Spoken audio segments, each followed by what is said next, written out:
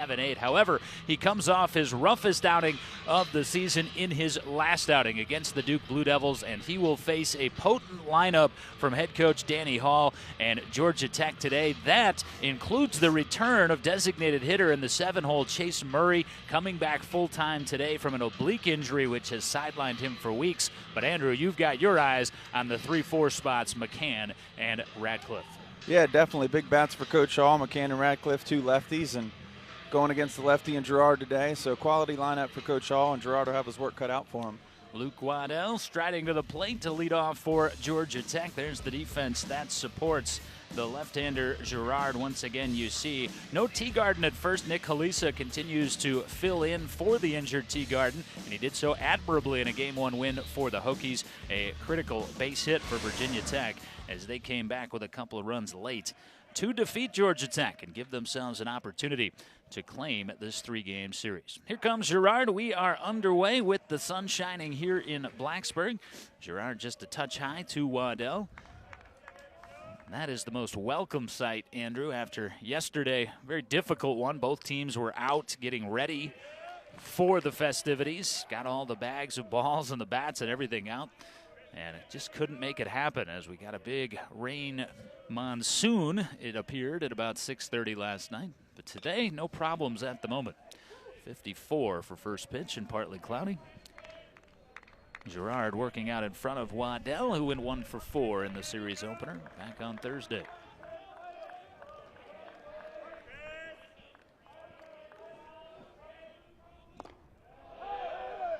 Waddell wouldn't chase it. Pretty good-looking offering from Gerard, and he has been impressive, Andrew, in his freshman season, that minor blip against the Blue Devils notwithstanding. Yeah, definitely, and that's another foul ball here, but off to a good start. Got ahead 1-2 and tried to get Waddell to chase, and he didn't, but evens it at 2-2. And like you said, just a good year, 10th start for the freshman, been a quality arm for Coach Sheff. Let's examine the decision to move Gerard up to Game 2. You'll see that a lot when a team has this in a doubleheader, having won the opening game. You kind of put yourself in a position where you give yourself the best opportunity to claim the series here today, which is the primary objective. And then it's almost an icing on the cake, house money type situation in Game 3. Yeah, the most important game is the current game, and they got that Game 1 win on Thursday. So off the handle, routine roller out to second, no trouble for Jack Owens. Yeah, good play there, but I think, you know, again, get the first win, and he got Thomas on the other side for the Yellowjackets, quality lefty. So Sheff wants to put his best product out there and try to get the series win in this first one. And then, like you said, the third game, which second one of today, just becomes kind of icing on the cake. See if you can get a sweep. Yeah, we're not quite sure who the Hokies plan to start on the mound in the series finale later this afternoon. Nick Enright was the pitching probable for this game, too. Not sure if he will throw today or not. We do know that Georgia Tech will start Brant Herder, and he is no picnic either for Virginia Tech to deal with. That's the strength of this Georgia Tech team, is that starting rotation. Saw a quality start from Xavion Curry, and a tough luck loss for Curry in the series opener. There's the league's leading hitter, Michael Goldberg. Couple of hits in that 3-2 setback for Georgia Tech. Gerard working from behind. That slides off the end of the bat and turns foul. Imagine this will be a gradually arriving crowd today. Of course, we were supposed to start at 1 o'clock. Everybody's got their Easter Eve plans.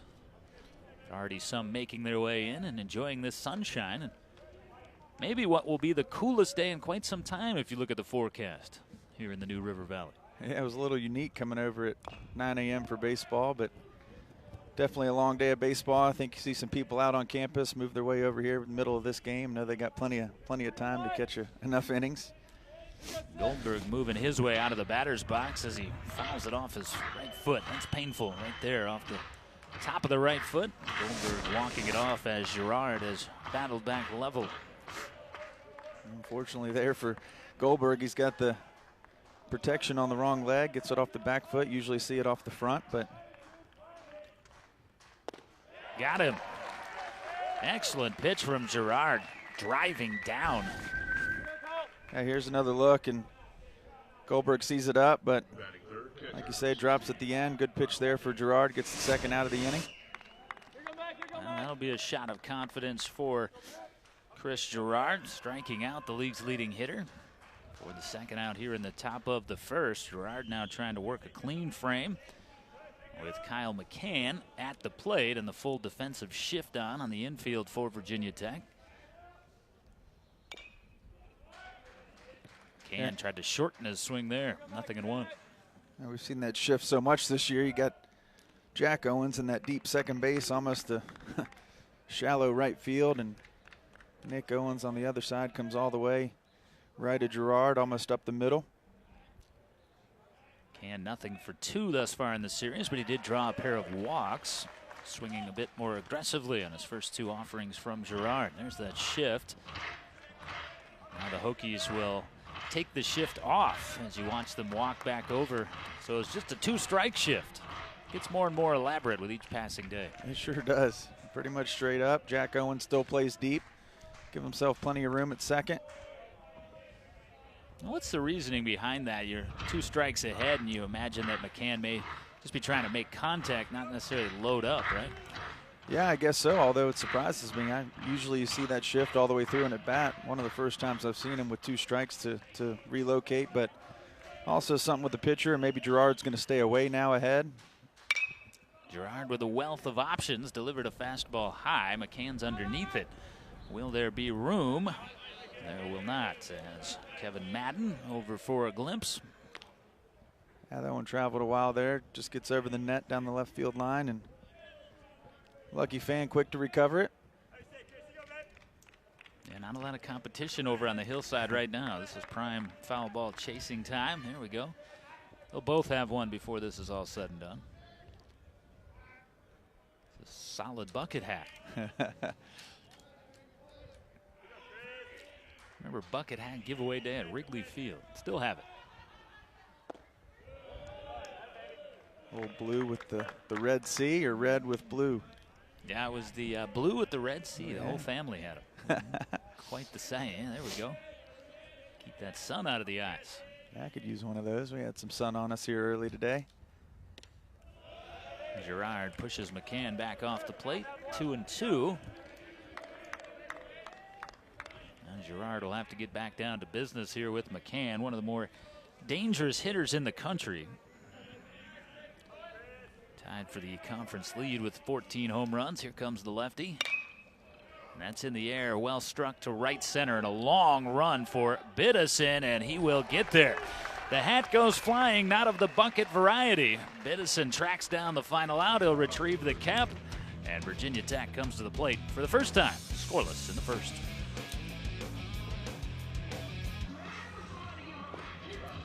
Jack Owens preparing to headline the lineup for second-year head coach John Sheff. You see that lineup there. Carson Taylor behind the plate in the 3-hole. Imagine he'd stay there. Luke Horansky will probably catch the final, but there you see a little bit of a change. Horansky down in the 6th spot, Andrew. Yeah, Sheff shakes it up a little bit here. Like you said, Horansky down to 6. See Dalton Harriman in the lineup today at 7. Again, you'll see some of that platooning today. Some guys will play both sides of this doubleheader, some will not. And that lineup will face one of the country's best. Left-hander Connor Thomas. 5-1 on the season. 2.61 is the earned run average, and you see the 62 innings there. That's the most compiled by any hurler in the ACC. So he might be out there for a while, and that is the game plan for the Hokies. Try to make Thomas work the early innings, trying to get into that Georgia Tech bullpen. That is easier said than done. Here is the defensive alignment for the Yellowjackets. Couple of changes on the infield. Goldberg at first, Webb moves over to third, and Oscar Serratos out of the lineup for this second game of the series here today.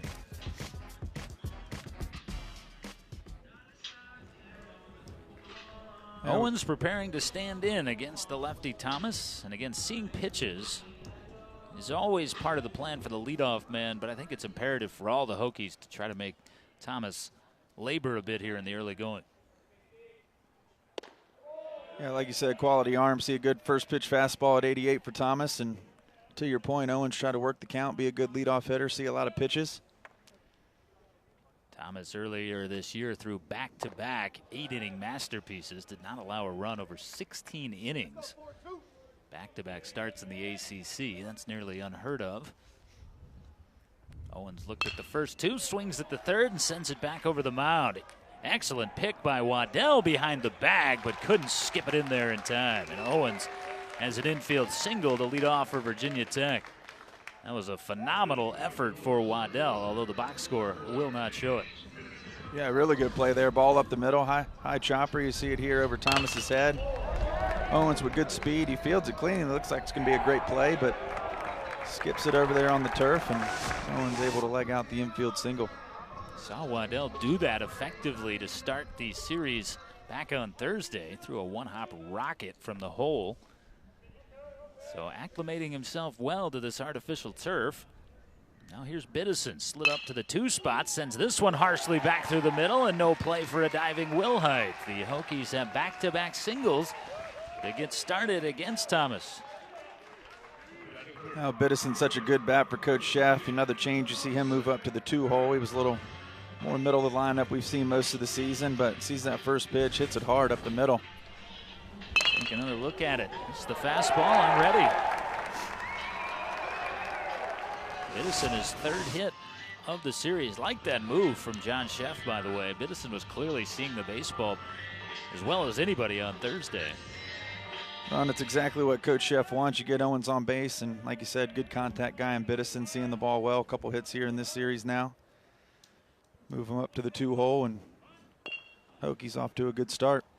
Taylor out of the 3 spot, trying to bunt the runners over here in the first inning.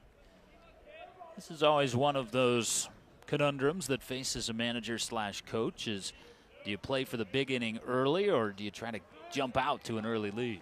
Well, I'm big on the momentum thing. I think here you got Taylor in the 3 hole, obviously one of your better bats, but you want to strike first if you're Coach Sheff and build on the 3-2 win from Thursday. So you see here a little bit of small ball trying to move 2 into scoring position for the Hokies.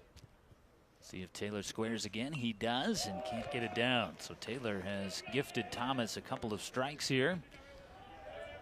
And I think that also speaks to the confidence Virginia Tech has with their pitcher on the mound, and Chris Gerard.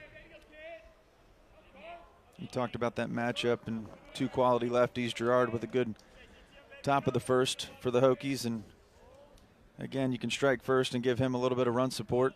Always helpful for a pitcher. Breaking ball, twisting to the dirt. Good take from Taylor. Nice stop from McCann. We'll do it again at 1-2. Yeah, Taylor not able to get that bunt down, but like you said, 1-2. Expect now he's going to be swinging away. So try to make up for not being able to execute that bunt and move the runners over. See if he can drive something hard to the outfield.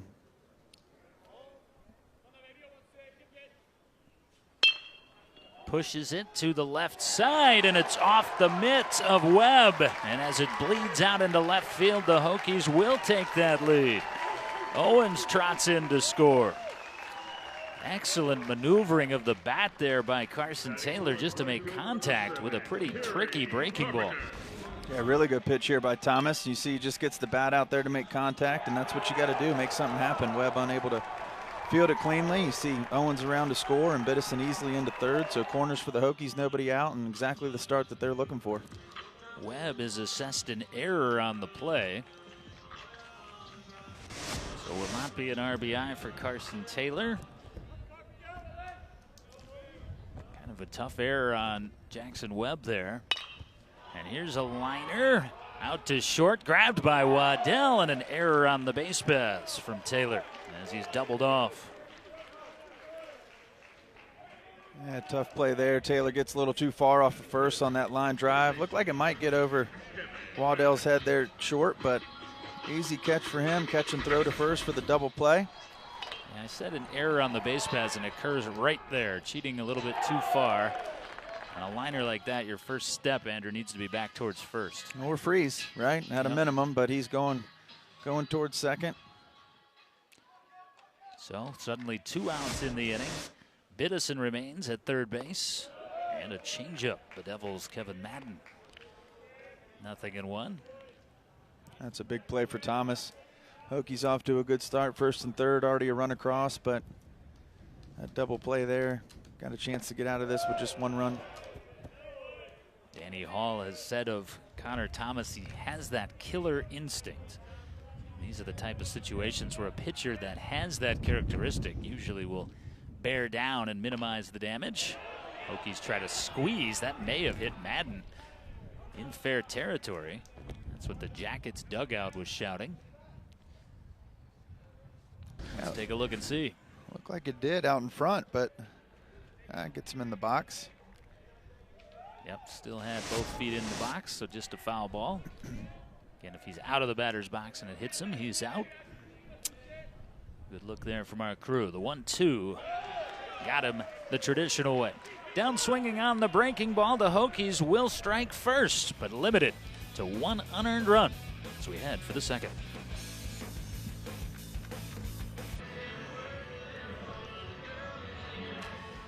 There's a coach that has climbed out of a few 1-0 holes as the Yellowjackets find themselves in heading to the second. More than 1,000 victories. He's been on the flats as long as anybody can remember. 26th season as the head man for Georgia Tech. He and the Yellowjackets currently sitting atop the ACC Coastal, but that lead tentative based on the results today. Just a half-game cushion. They'll also need to sweep this afternoon, Andrew, to extend what at the moment is a 5-series ACC win streak. So a lot riding on the double dip this afternoon here in Blacksburg. Girard, another crisp fastball to open the second, and Barron Radcliffe. Yeah, impressed with Girard thus far, just the 4 hitters, but kind of pounding that zone early. Exactly what you want to do as a pitcher, get ahead. Taylor wanted that pitch on the outer half, got it out instead, 1-1. Radcliffe showed a much more disciplined approach on Thursday. Drew a pair of walks. That was an excellent pitch from Girard. He's painting with the fastball in the early going, both sides of the plate thus far. Yeah, he's looked good, and I think you look at Radcliffe, another lefty, McCann as well. 1 of 6 in the lineup for the Yellowjackets today against a lefty pitcher, so a little bit of advantage Girard there. Spoiling that offering is Radcliffe. I like the confidence on that pitch, though, from Girard. I like the moxie of this kid, just regardless. You look at him, Andrew, and it's easy to forget he's a freshman. Yeah, absolutely. Impressive for a freshman, impressive for any year, but again, quality arm for Coach Sheff in just his first year here in Blacksburg. Radcliffe has dispatched with a couple of quality offerings. I think Girard had that one elevated a bit from where Taylor was looking for it. Yeah, he's all around the zone, even with 2 strikes, kind of going right after him. That's, make him beat you. See if he wastes one here.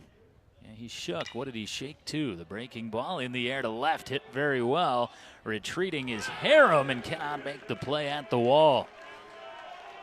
Jog in double for Radcliffe to open the second. And I think Girard wants this one back. He hung that breaking ball up. Yeah, that one stays up, and Radcliffe does a good job of going away. Good answer for the Yellowjackets after Hokies strike first in the bottom of the first. Harem going back there, tries to get it, but runs out of real estate. Easy double. Yeah, I think that's something that a young pitcher will learn from. He shook to that, which means he probably shook the fastball to get there, and his fastball has been outstanding thus far. Yeah, it has, and again, he was ahead there, 0-2 and then 1-2, and really Radcliffe saw a lot of quality pitches with the 2 strikes. I thought he might chase a little bit more than he did, but leaves that one up. And well, the reason I say, that's a teachable moment, I think, for a young pitcher is that I think a lot of times in youth you feel like you need to vary and just got to do something different. But if your fastball's good enough and you're getting partial contact, you can kind of just keep pounding with it. Yeah, and I think particularly the first time through the lineup as you see Wilhite does not go. Stay fastball early, and maybe second, third time around you got to pitch backwards, and got hitters who've seen you once or twice and figure it out, but he goes that breaking pitch there, and Radcliffe beats him. Now Girard behind to Austin Wilhite.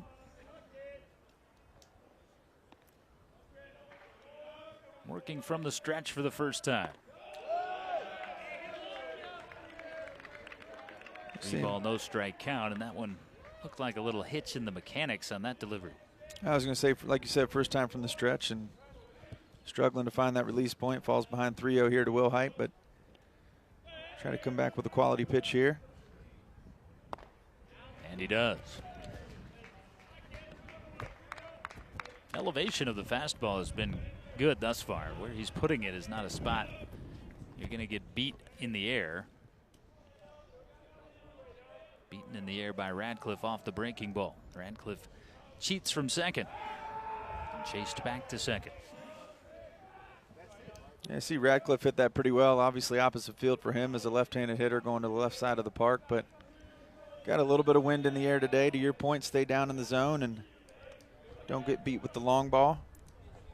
Kind of an intermittent wind today, not the consistent gust out to left we had on Thursday.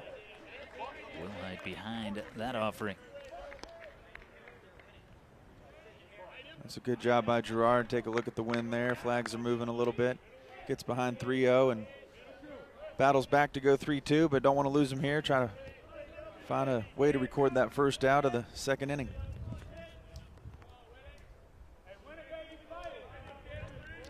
Gerard prepares the 3-2, and here it is. Got him. Wilhite kicking himself, walking back to the dugout. Gerard got away with one there. Yeah, I think that one's out of the zone. Wilhite chases a little bit. First strikeout in the second for the ball game for the young left-hander. One away. Radcliffe still posted at second, and Colin Hall is the batter.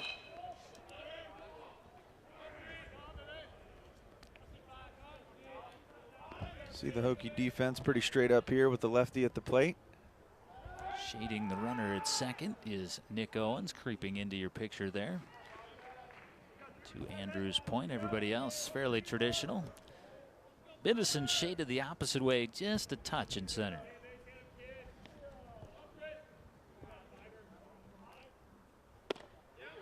Strike one. I tell you, that long fly ball to right center that Biddison tracked down to end the first. I didn't think there was any way in the world he was going to get to that.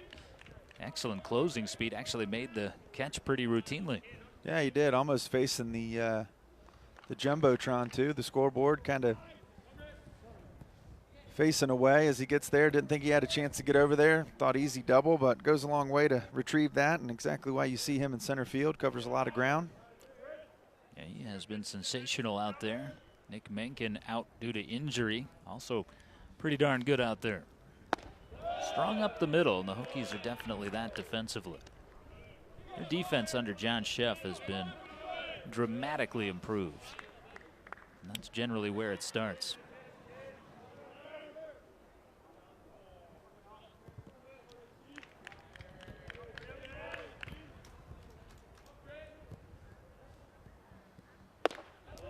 Strike two. Power v power there. Yeah, well, like you said, that's his fastball. It's firm. It's in the zone. Did a good job there, 89. Hall swinging through.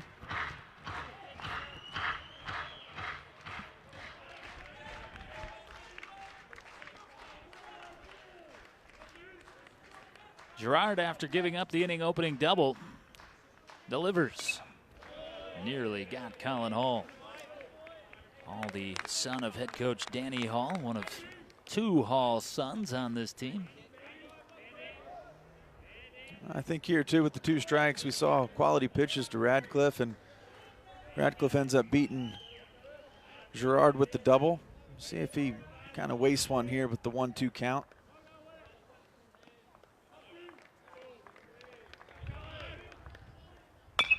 Goes down and it's chopped. This will be tough for Owens, and he won't have a play. Excellent recognition from Radcliffe as he easily hustles into third as well. That's the old Baltimore chop, they call it, down off the plate. That's an effective way to get aboard as we see that very high hop. Nothing that Nick Owens could do with it.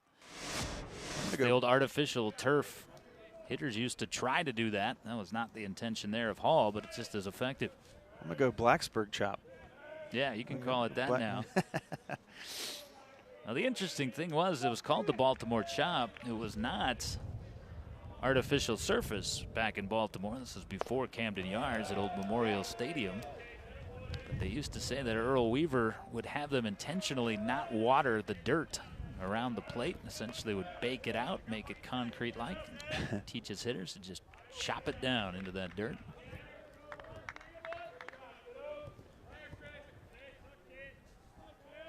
Got an Earl Weaver reference in a little earlier than I was expecting today.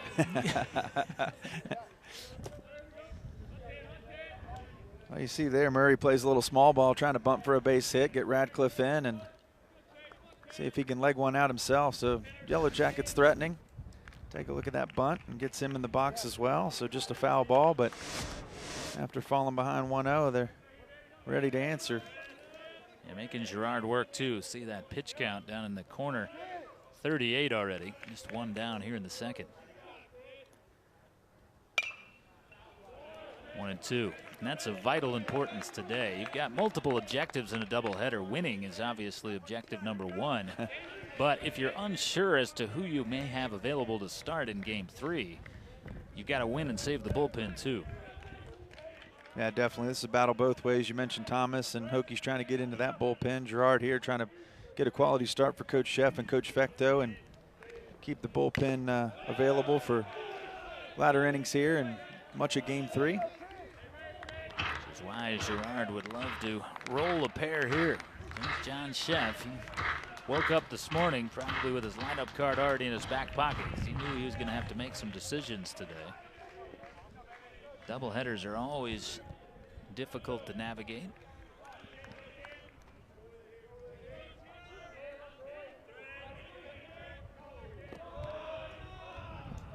Crowd's a little grumpy early going here today. It's got started too early. 11 a.m. first pitch, and get time called there by Murray. They want to see some action. 1-2, poked into left to tie the game. Just about to talk about Murray getting his timing back after a multi-week absence, and that was a nice piece of hitting there. Yeah, it was. Again, doesn't try to do too much with it. The ball's kind of out of the zone. Pokes the bat out there. See there, just slaps it into left field. Nothing Madden can do to get to it. No one shading towards second. No play for him. So Radcliffe in, 1-1 game.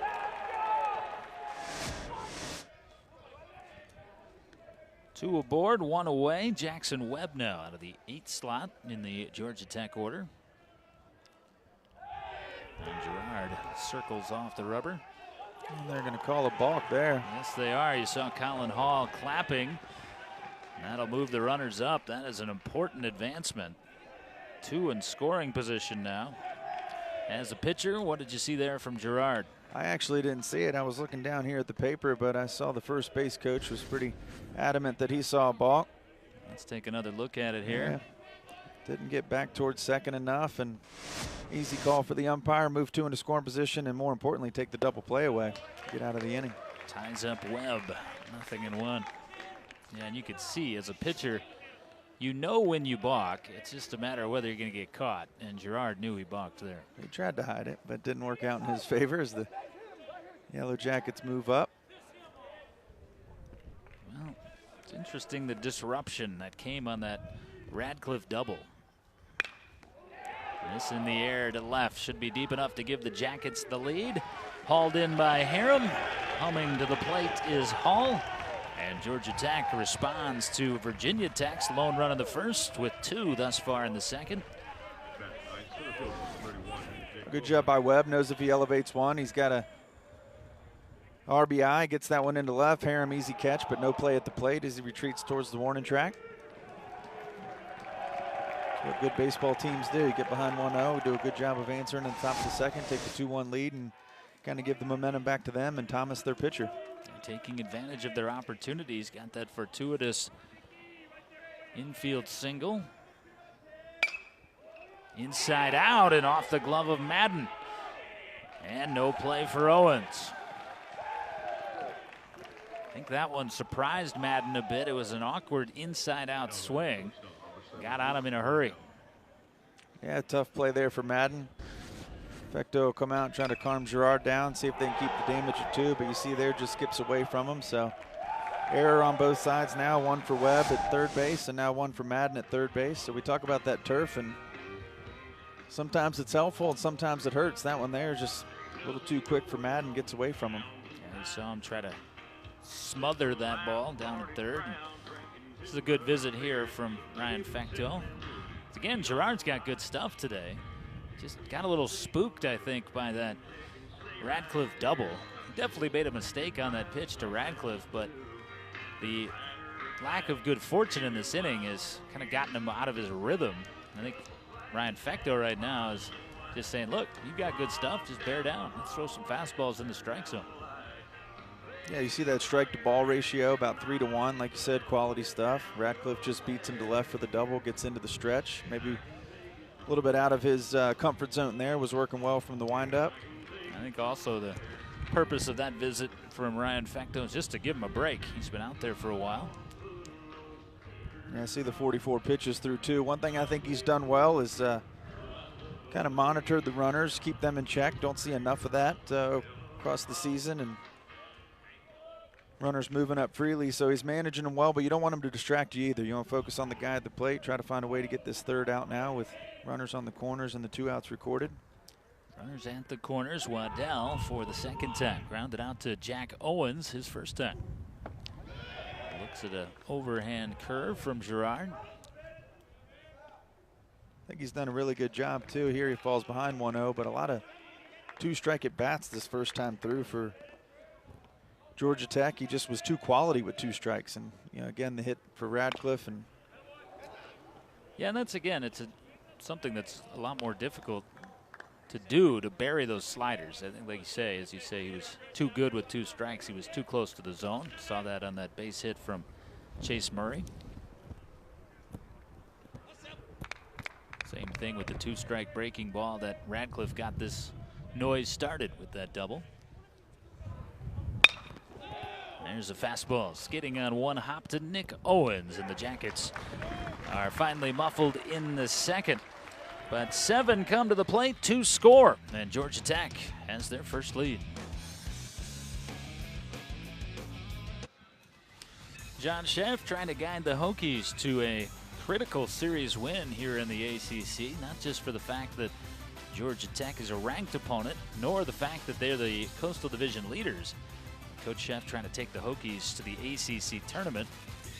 At the moment, a half game on the outside looking in. A win or 2 today would go a long way towards that effort. And that is something that Coach Sheff has said needs to happen for this program to take a step forward. Yeah, hats off to him. Done a good job here in his time, and gets that win on Thursday, which he's happy about, but not happy till you get the series win, and something the Hokies haven't done enough of. Second pitch of the inning hit well to left, and it's out of here. Luke Horansky rapidly ties the ball game. Just the strength of Luke. You see another look at it. You see Thomas frustrated, little talk to himself in the glove, but Luke just sees the ball that he likes and just shows the power that he has. He goes the other way. A lot of pull stuff for Luke, free swinger. But here this one goes the other way. Just a ball really down even. Solid contact and easy to left field, about 390. And Horansky went down and golfed that one up into the wind. And for Horansky, his 9th home run of the season, just the 4th permitted by Thomas. That's a way to pick your team up. You just kind of sense that the Hokies dugout was a little bit down there because of the elongated nature of the top of the second. No longer. And those are 2 guys I always look at. I say 2. Jack Owens leads off in the first, comes around to score, and then Horansky. 2 veteran guys for Coach Sheff, the leaders of this team. And Owens gets on, comes around to score to strike first, but Yellowjackets answer for the lead, and Luke says, not so fast, 2-2. First plate appearance now of the series for Dalton Harum. There's Horansky. He's a fun guy to have around. We saw him messing around with our chef's table and making some protein shakes. I get to work with him annually at the Gobbler Awards, which are coming up next week. Those are Virginia Tech's Student Athlete Awards. Every team needs a few guys like Luke Horansky. This will be the first out of the inning. Harum chased down to first, K2-3. Second strikeout for Connor Thomas. A good answer for Thomas. Good job of getting in the zone and getting Harum there after the home run to Luke. He's a character. We enjoy watching him dance and carry on. Had the dyed hair era. I missed the hair from last year. He started a revolution in terms of bleach hair products. It didn't look great on some of the guys. Sam Fergale, most noteworthy, but Luke pulled it off. Sam didn't want to. This year he's just gone with a more traditional look.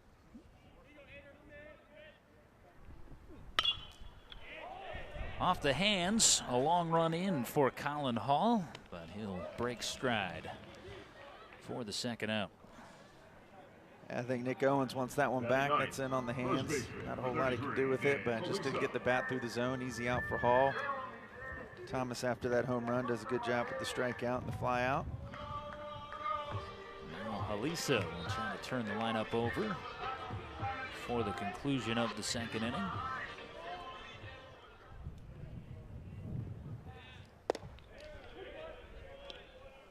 Strike one call. Halisa single and 3 trips on Thursday. Quickly down 2 strikes. It's a lot of lefty-lefty today too. We talked about the 6 for the Yellowjackets facing Girard on that side, and got Halisa and Luke and a little trouble picking it up for McCann, but gets it down to first in time. Solid response from Connor Thomas as he retires the next 3 after that blast from Luke Horansky. Ties the ball game. 2 apiece, heading for the third.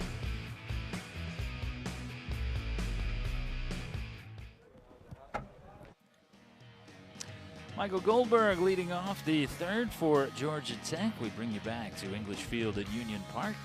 Weather a bit better at the outset of our doubleheader today. Sun's been out thus far on this Easter Eve. Girard trying to get back into a groove, and this should help. First pitch, towering fly to left for out number 1. Goldberg down on 1 pitch. That will aid the cause of Girard, battling in this 3-game series between the Techs and the Coastal Division. There's the grander series between the two. Georgia Tech has had the better of it. 33 wins over the Hokies all time. Hokies trying to claim a series for the first time since 2010 over Georgia Tech. So a lot riding on this afternoon's doubleheader. That was a big out there for Girard just to get himself established here in the third. Big out and almost a big ball right here at us. Net caught it just at the top, but it was first pitch out. Like you said, we talk about the pitch count. Here will be pitch number 50, so important for him to record that first out to left. If the top twine of that net had not intercepted that foul ball, that was going to hit me right in the face. No, you were going to catch it. I was not looking, to be honest. I caught it right out of the corner of my eye. I had the left arm going. I was going to protect you. The old parental protective bar. I appreciate it.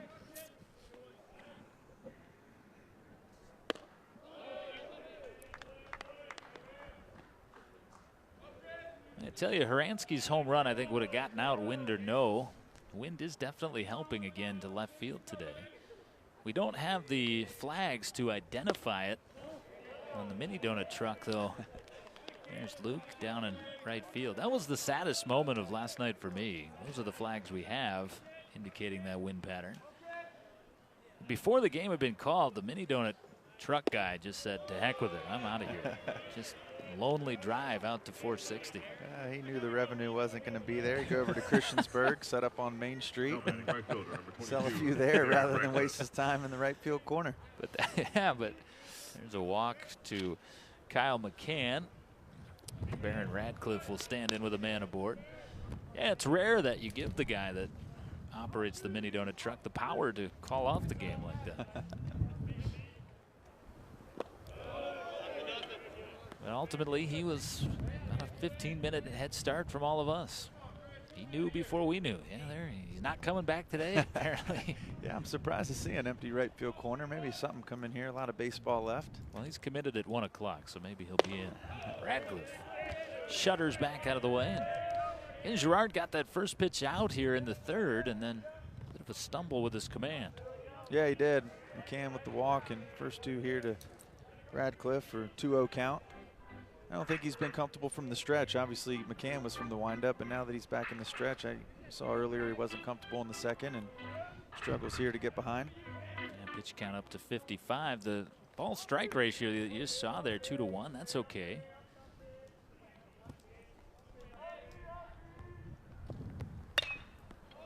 This one will stay on the infield for Owens. Good answer from Girard. Drove that in on the hands. Yeah, he did. Good job. Got away from him almost inside, but Radcliffe saw something he could pull and instead gets it off the hands for a lazy pop to Owens at shortstop. So 2 gone. Girard trying to bring the Hokies back up in a game tied at 2. Austin Wilhite stands in on the right side.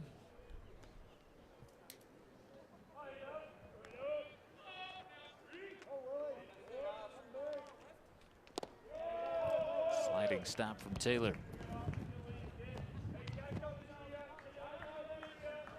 Yeah, we saw a lot of Girard getting ahead first 2 innings, but here, like you said, struggling with command a little bit, falls behind 1-0.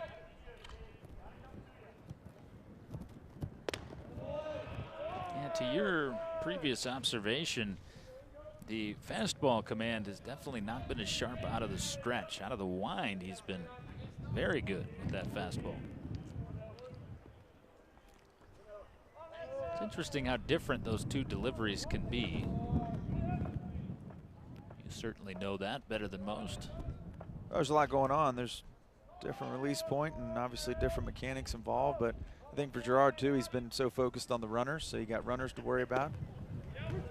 That's well located.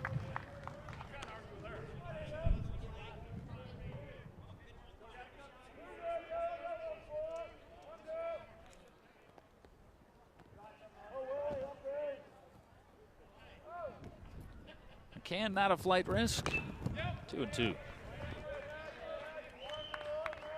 Good job by the lefty to get back in the zone, even it up. One more quality pitch, try to get out of this inning, get his offensive guys back in the dugout. The game's tied at 2, but the pitch count discrepancy at the moment heavily in favor of Georgia Tech. Got it. 3rd strikeout in the 3rd inning for Chris Girard. Square at 2 in the middle of the 3rd.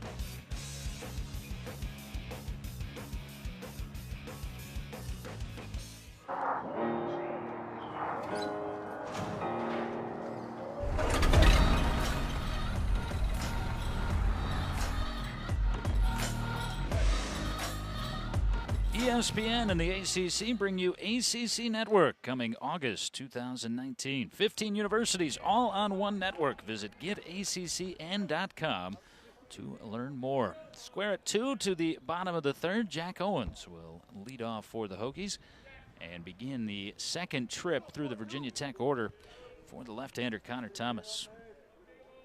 Owens, Biddison, Taylor due for Virginia Tech. Owens takes an opening fastball. 4-1. Jack got Tech started back in the 1st with an infield single. Later scored the first of 2 runs for Virginia Tech. What have your impressions of Connor Thomas's stuff been thus far? Tough one on the backhand at 3rd for Jackson Webb. Can't get it. Owens will take a peek at 2nd and retreat to 1st. Official scores discretion as to whether that will be the 2nd hit of the day. Let's take a look at it and make our own determination. Yeah, good It's a piece base hit, I think. Yeah, I think so too. Webb had that stumble in the 1st, but there, that ball's well hit down the line. And they have awarded Jack Owens with his 2nd base hit. 4th hit of the day. Back to my question, though. Your impressions of Connor Thomas thus far? I think it's been pretty good stuff. Off speed's good. Fastball's been pretty firm. He obviously made a mistake to Ransky and showed a little frustration there. Gets back in the zone with that one at 80 miles an hour, but good arm. Like we said, arguably the ace for Georgia Tech, and we've seen that so far today. That was an opening changeup at 80 miles an hour. We've seen him pitch a little backwards at times. That, of course, means opening off speed. Biddison tries to tee off on the slider. 0-2. Teagarden was trying to send that one to the moon. Biddison, he has been outstanding in this series. See, 1 for 1 with a single back through the middle. Had a double on the first pitch. His first at bat. He'll go down looking here. Now there's that stuff you were just asking about. That's just a quality pitch from Thomas. Freezes Biddison, can't get the bat off his shoulders, goes off speed. Take another look at it here, and doesn't really look like it's going to be in the zone. And good bender curveball from the left-hander for out number 1. Yeah, that was an excellent tilt on that curveball from the left-hander there. Kind of a tip your cap pitch for Biddison. 4th strikeout for Connor Thomas. First time he's gotten a Hokie looking. Runner goes, hit and run on the ground, only play to first. Wilhite makes that play. Hokies will have a runner in Jack Owens in scoring position, but with 2 down for Kerry Carpenter. Take another look at that ground ball, hit and run. Taylor really ends up 4-3 there because he tries to pull a pitch that's away. So he'd like to have that one back, but Owens moves up to second, and talked a little bit about it Thursday, but I think this is really where Coach Szef's looking for execution and production, because you get that runner into scoring position, 2 outs, just that timely hitting, finding a way to get Owens around third and get that 3-2 lead. Without question, they always critical. Batting with 2 outs and runners in scoring position. Strike 1. You can see that Thomas has a lot of confidence, and with good reason, in that slider slash curveball. It's kind of a slurve almost, the action that he's got on it.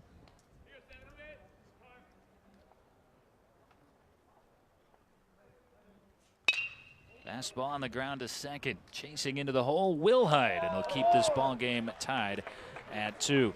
Hokies threaten but leave Jack Owens at second. We head for the middle game of the series.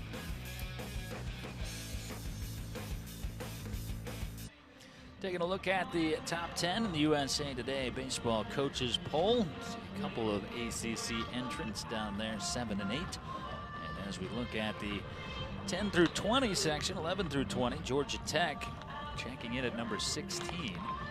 So this would be a big series victory for Virginia Tech if they can get it over a top 20 team. And also dramatically improve their standing in terms of gaining entrance to the ACC tournament. Yeah, I think that just shows the quality of the conference too. Again, Szef not having the year that he wants, and the Hokies struggled a little bit in the league, and Georgia Tech off to a great start, but they're able to get that win Thursday, get another one here, possibly 2, and things just change in a hurry. Hokies' fortunes could definitely benefit from a low pitch inning from Girard here in the 4th. This is a tough one. Girard trying to get there ahead of the runner and didn't do it.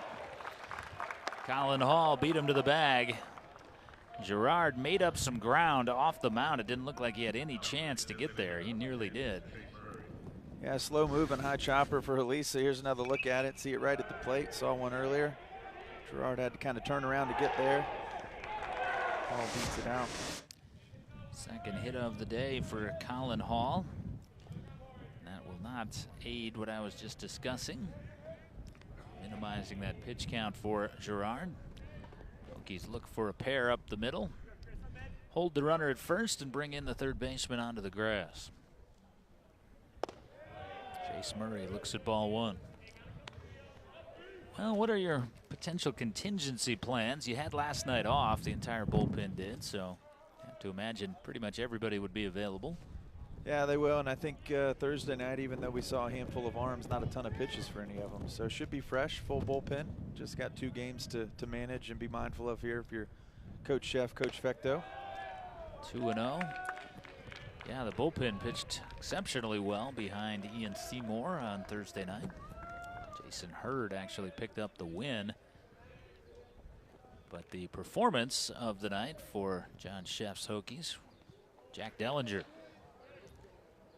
5-out save. Strike 1. That's a good job to get back in the zone after falling 2-0. Girard trying to see something down, try to get that ground ball. 6-4-3, 4-6-3. As we see our first activity head towards the Hokie bullpen. And that's a result of where the pitch count is at the moment. 3-1. Girard just really hasn't been able to get comfortable out of the stretch. which is why that tough luck infield single to put him there was a big deal. Ryan Okuda appears to be in the preliminary stages.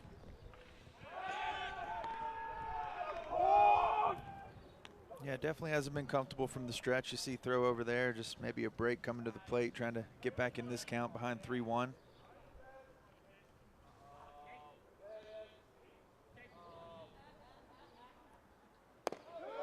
And he walks him.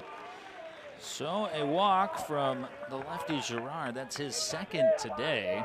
Hokie staff, despite winning on Thursday, walked 7 men. And you see over the last 3 games, Georgia Tech has received a minimum of 7 walks. Took 10 against Auburn in their midweek game and 9 against Boston College in the series finale of last week's ACC. So this is a disciplined Georgia Tech lineup that is capable of making you work, and they have made Girard work, certainly here into the 4th. And I think definitely now we talk bunt or hit down in the 8-hole in Jackson Webb. Maybe we see the bunt here, although he's shading to the back of the box, and we won't see anything other than Coach Fecto. And Brian Fecto on his way to the mound. Okuda has begun tossing down in the Virginia Tech pen.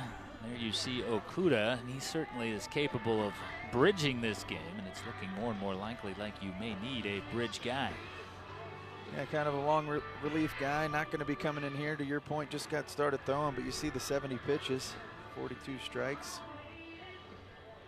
And that ratio has declined a bit, under 2-1 at this point. This conference is to set the defense, but also to buy some time for Okuda should he be necessary.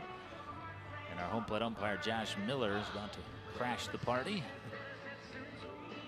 Now Okuda went from casually limbering to urgently tossing. Yeah, he's getting ready in a hurry. We might see a delay here enough to bring him in.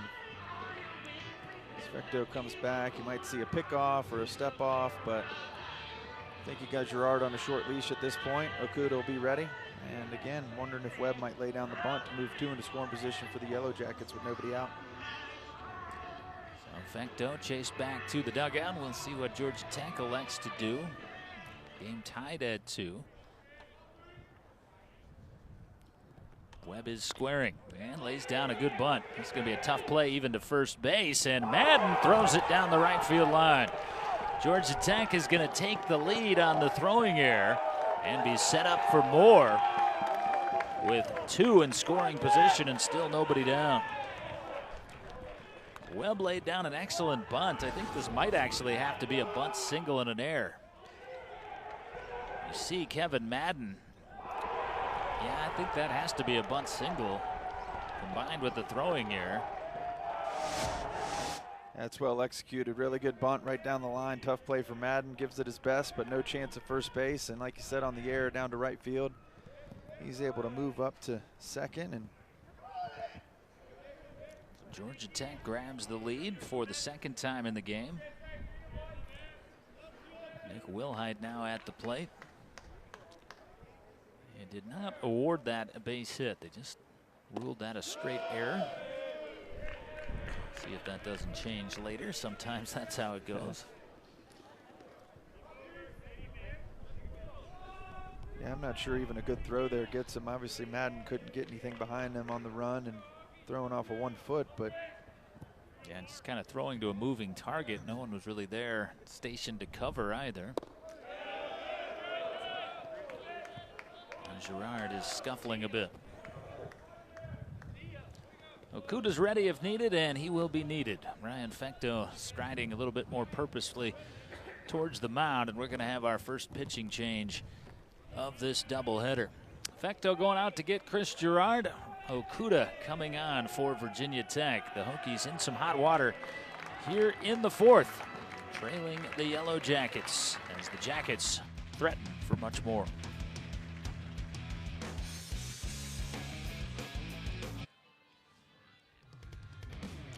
Hokies will go from left-hander to left-hander as Girard exits and Ryan Okuda enters to make his 10th appearance of the season. You see 16 2/3 total innings on the year. He may need a little bit more than that. He'll this afternoon, as the Hokies will have to, unfortunately, under scrap plan A, which was to ride Girard deep into this first game of the doubleheader. Now a lot rests on the shoulders of Okuda, not just in terms of their fortunes in this game, but their fortunes for the entirety of the day. Yeah, and this inning too. Got to work out of this inning. Still in the jam with nobody out and some runners on. But to your point, we talked about Girard and his quality stuff. Fastball was good, but just got in a little bit of trouble. Never looked comfortable from the stretch today. Ran the pitch count up, and Coach Fecto trying to manage this game and stay in it, trailing by 1. But see if they can work out of this jam and keep the bullpen at bay for a little bit. Okuda bridge the gap, get him into the later innings. Well, Okuda has been working his way back into a more prominent role for John Sheff. He wasn't used a whole lot early in the year. In fact, did not pitch in ACC play until March 23rd, but he threw twice against Duke last weekend, including 3 1/3 scoreless innings in the Sunday finale. So Okuda's been pitching well of late. He pitched well last year as well. Made 21 appearances as a freshman a season ago. Runner bluffs from third. Nick Wilhite showed bunt, did not attempt to put it down. Okuda inheriting the 2-0 count, now to 3-0.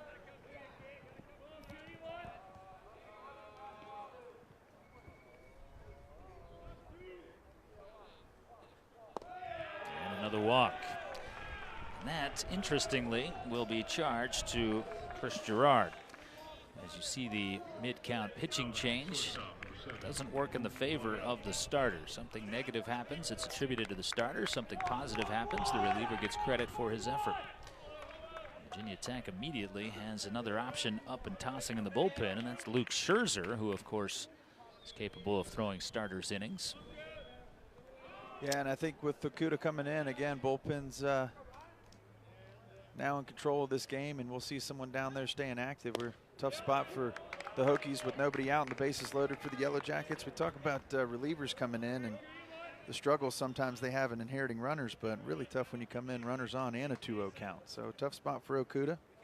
And actually the walk, not the worst case scenario with that first base open. Force everywhere now. Hokies look for 2 on the infield. Waddell swats one back into the net and fells himself. And this does not look good. Waddell may have twisted that left knee. Here it is. Yeah, slips on that artificial turf. Looks like he may have inadvertently hyperextended that left knee as he slipped with the right. Yeah, that left toe didn't come around. Should have come with the leg and didn't, so the knee got kind of extended and he went down in a hurry. Good to see him up and walking. Unfortunately, he is walking away, trying to walk it off. We saw a number of the Yellowjackets last night as it was raining and they came out of the Weaver Hitting Center, stopping at home plate. They were gauging the footing on that artificial turf. Waddell says, "I'm good." A tough guy for Coach Hall, shortstop, kind of heads up that infield, and again, good to see him swinging and moving that leg. Got a little run in down to first and ready to go again, but Okuda, good job after the inheriting the 2-0 count and the walk, gets ahead 0-2 here. Waddell's a good looking player. He played 3 sports in high school. He's kind of got that build, sturdy build. Football player, basketball player. Shortstop, as you mentioned. 2-strike delivery. And leaned out and took it, and he's out. Yep, they're going to call him out for intentionally leading out with that right arm. Waddell, a subtle complaint, but he can't complain much more than that. It was pretty obvious. Around here, we call this the Sam Fragale. And Coach Hall wants to look at it, but I think blatantly there he's got that protector on, so not going to hurt. Kind of puts that arm out. Yeah, it wasn't as blatant, honestly, on that second look as I thought it was, but he certainly made a move in rather than away from that breaking ball. But we're going to get our first video review of the day to determine intent. We'll take a second glance at it. Yeah. And it's a bad pitch there by Okuda, so he kind of bails Okuda out by doing that. It was well in, definitely a ball, but with that little bit of a nudge on the right side. Did you do it? Yes, I did. Yeah, you know, I'm glad they didn't have video review of my childhood. Man, you know, your parents go back. Did you come in late? Yeah, I did. Here's that door cam. Yes, he knows. He knows he leaned into it.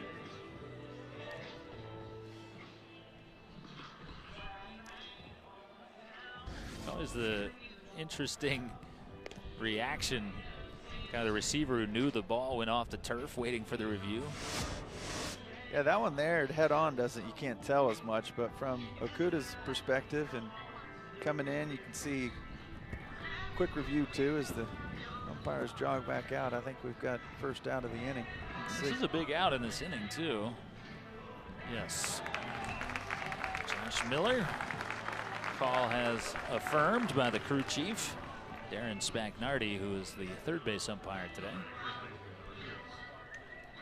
Well, and that is a big out. And again, 0-2, definitely a ball there. Extends the arm. Strike 3. Now Okuda a pitch away if he can get something on the ground. Hokie infielders turn it cleanly and get out of this jam. That is officially logged as a strikeout. So down goes Waddell. Not a hit by pitch strikeout? Yeah, I think we do both. Okuda's got an odd line thus far. It's the walk that doesn't go to him and a strikeout that was or never was, depending on how you wanted to look at it. Either way, there's an out. It's a one-run game, and the Hokies desperately covet a double play ball.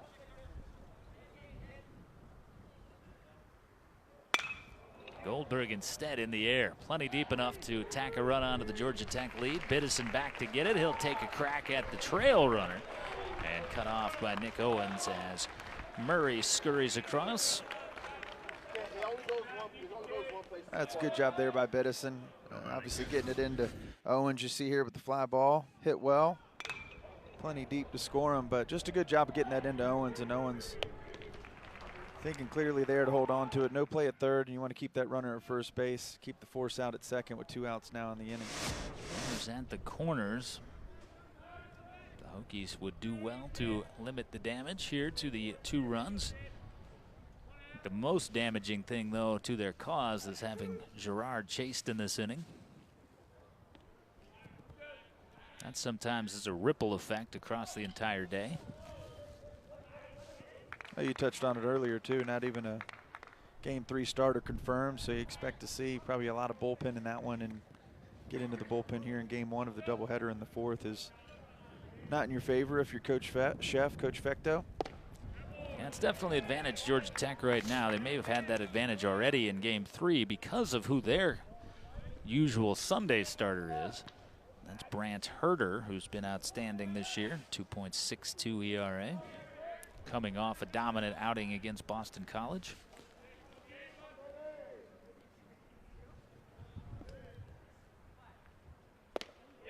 Well located. Ryan Okuda. That's a good off-speed pitch there behind 1-0. Just kind of lofts it in there, slow moving, but nothing McCann can do to put it in play. Evens count. Jackson Webb perched at third. Nearly hit him and did. Grazed the thread. So that will reload the bases, and the 8th man in the 4th coming up, Aaron Radcliffe. I don't know. I didn't see that get him. He seemed to pull back opposite of what Waddell did to get out of the way. No complaint from Virginia Tech.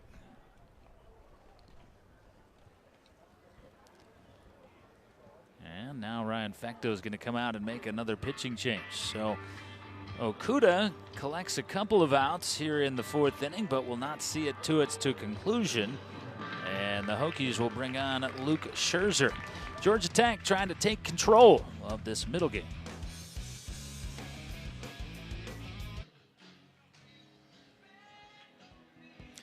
Third pitcher of the day, and unfortunately of the inning for Virginia Tech, as right-hander Luke Scherzer comes on. And you see 10 appearances, 33 2/3 innings thus far. Scherzer has been a starter at times for this team, and I think at this point you're hoping that he can not only record the final out of this 4th inning, but maybe carry a couple of innings as well. Yeah, I think he's here to get out of this jam, to your point, get into maybe the 7th, 8th starter who's got good endurance, quality arm, should have plenty of pitches in him. This is the 4th relief appearance of the year for Scherzer. He has made 7 starts and at times has been a part of the ACC rotation. Replaced a couple of weekends back by Nick Enright. Luke's a guy that's battled some injury. Tommy John for myself, but I think unfortunately for Luke, actually double Tommy John, which you don't hear much of. So he's had a long road to recovery, 2 different instances, and trying to work through that and get healthy.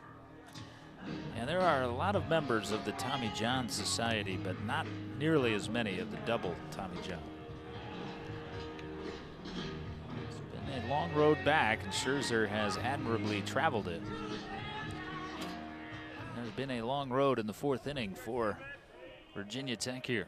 Again, it's just a 2-run deficit if Scherzer gets out of here. It's not necessarily the tangible that you're concerned about. It's the domino effect of this inning. Excellent opening offering from Scherzer. Radcliffe looking to ambush a fastball, befuddled by a changeup. Yeah, and this is a big moment in this game. Still early, but like you said, just a 2-run lead. Radcliffe, opportunity to do some real damage for the Yellowjackets. Scherzer trying to find a way out of it for the Hokies. Scherzer, a little spin off the rubber. Cloud cover becoming a bit more blanketed. Wind picking up. Going to get a little bit colder and a little bit more overcast here as the afternoon proceeds.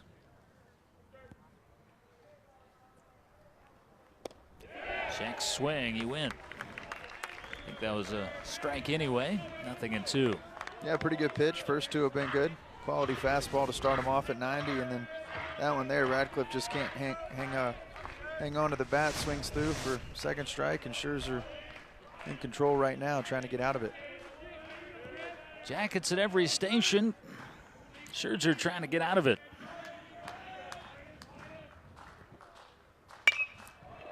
Little looper will hang up for a charging Dalton Harem. Jackets strike for a pair and chase a pair. The lead by 2.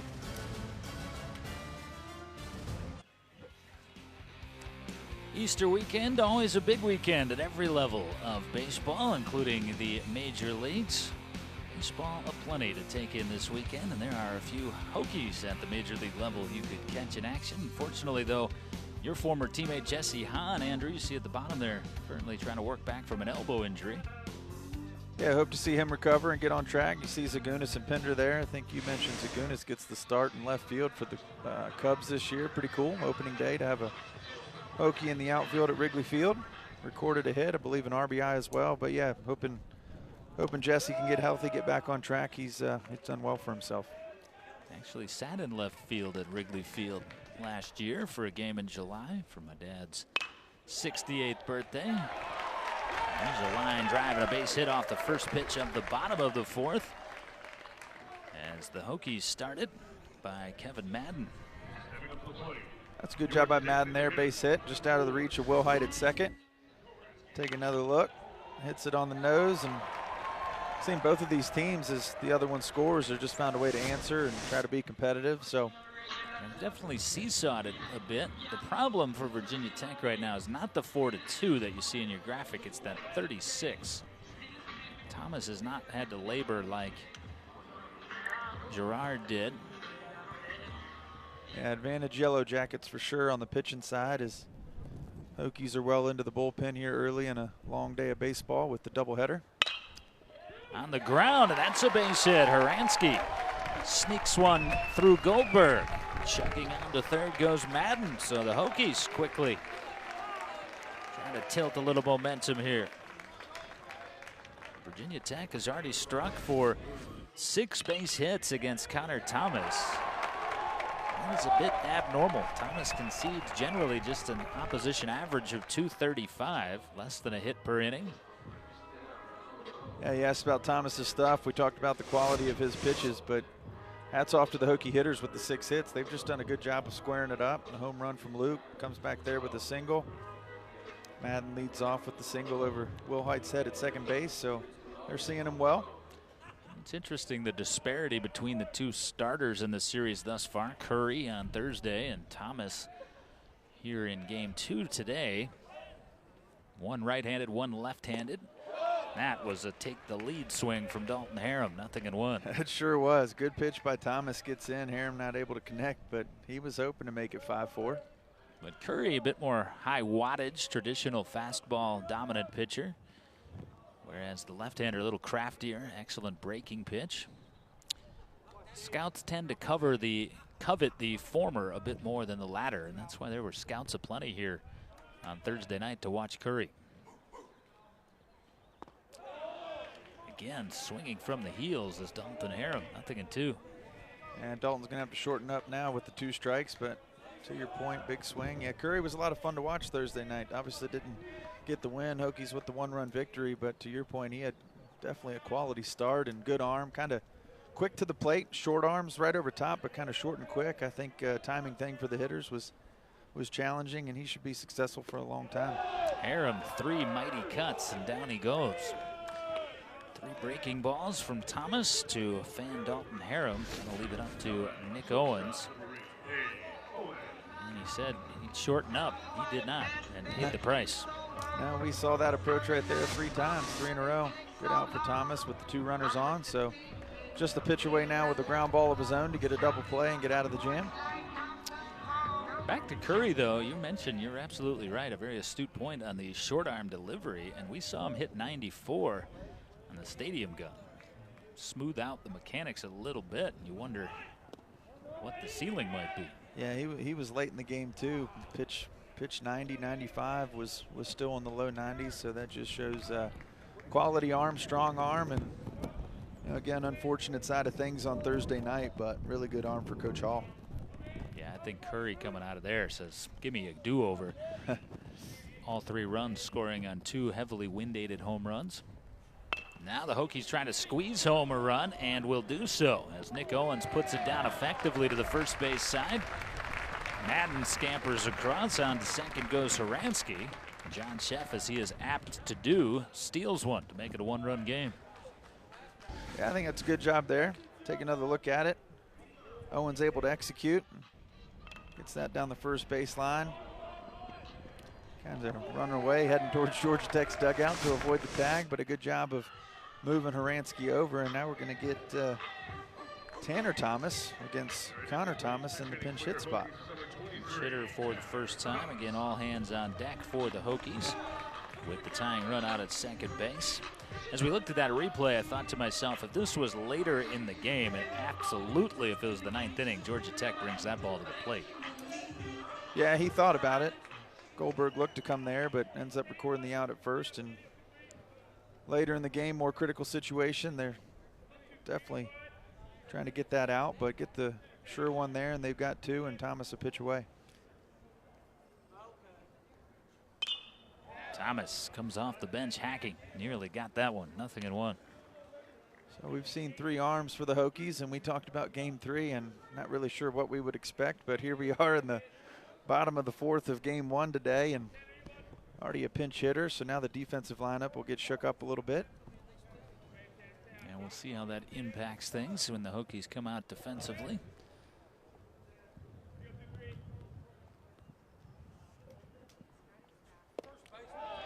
Excellent pitch from Thomas to Thomas, 0-2. Thomas had the big blast on Thursday. His 2-run home run stood up as the game winner for Virginia Tech. Just his 2nd of the season. Lays off, 1-2. Yeah, I think just like we talked about with Harum and the strikeout on the big swings, 2 strikes here now on Thomas. He's going to have to find a way to put one in play, try to shorten up, poke something through the infield. McCann talking it over with the other Thomas. Yeah, Connor Thomas was not happy with that delivery that he just made there. Don't think it was at all where he wanted it. You saw it's kind of an oddly located slider to the inner part of the plate. So he and McCann just ironing out the wrinkles. See the wind rippling the jerseys a little bit. Wind has definitely picked up over the last inning or so. This one sent down towards the left field corner, and the wind will help push it foul into a vacated Hokie bullpen. Yeah, good contact there by Thomas, but almost starts foul and then just continues to go that way. Same direction as the home run Thursday, but that one on a line and into the bullpen. Good idea with the way he was being approached. I think he read into that conference and said they're going to stay away. Not to try to get it.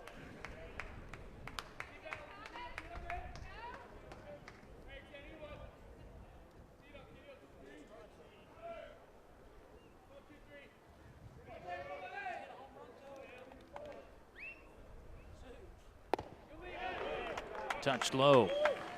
Good take. Really good take with 2 strikes. Looked like a good pitch from here, but obviously not able to see to the front side. Obviously misses low. Definitely over the plate, but down and out of the zone.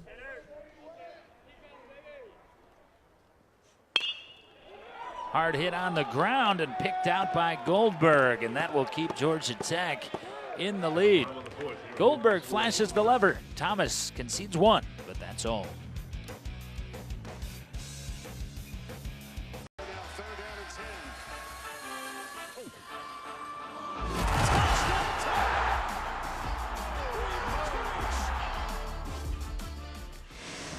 ESPN and the ACC bring you ACC Network coming August 2019. 15 universities all on one network. Visit getaccn.com to learn more as you look at the magnificent new home of the ACC Network here inside Lane Stadium in Blacksburg. All the people that you just saw in that video have been on short rest the last couple of weeks. Historic night back on Thursday. Congratulations to everyone who's made that possible as Luke Scherzer. It's a first pitch out to start this 5th inning. Bunt attempt goes wanting from Austin Wilhite. Yeah, it's going to be a game changer, not only for the conference, but for each of the individual institutions.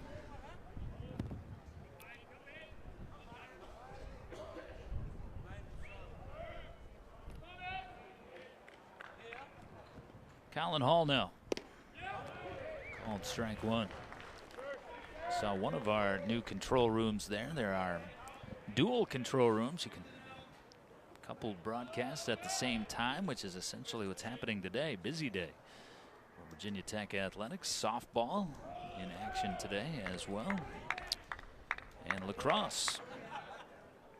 Pete Demore, John Sung leading their teams. That's where it is. It's underneath that, the south end zone. Old media center for anyone who's visited, turned into a new state-of-the-art facility. Eric Fry, who's leading it all, just told me that's where I am. We knew that, buddy. Yeah, pretty impressive. Don't know much about it, but would love to check that out sometime. Yeah, you haven't been given access yet. No. Maybe this week. I'm just the filler. Got to have credentials. Luke Scherzer and Okuda filling in for departed starter Girard. As Girard chased from this game in the 4th. The Hokies right there in a 1-run affair, Andrew, and Scherzer is tasked with keeping it that way. Yeah, both teams have done a good job of answering. Scherzer trying to get back in this count. As you see that for a strike 3-2.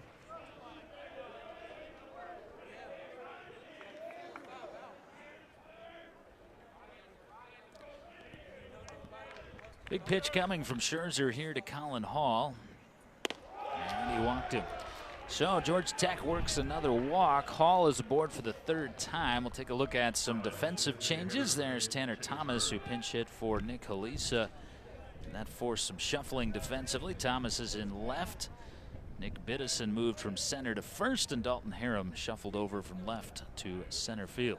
There's Biddison now at first base. So the Hokies trying to supply some offense. Here's a second bunt attempt in the inning. This one will stick and spin. A foul. Yeah, it's interesting. We saw the leadoff bump from Wilhite that goes a little too hard to first. Easy play for Biddison, and then some more small ball there. Yeah, you see both coaches trying to effectively use the bunt. John Sheff was able to get one down for his team to bring home their third run. Danny Hall. John Sheff. A lot of respect for each other, although Sheff, a relative newcomer to the ACC. Hall, one of the elder statesmen. From a bunt to a big flailing swing and a foul tip from Murray. 0-2.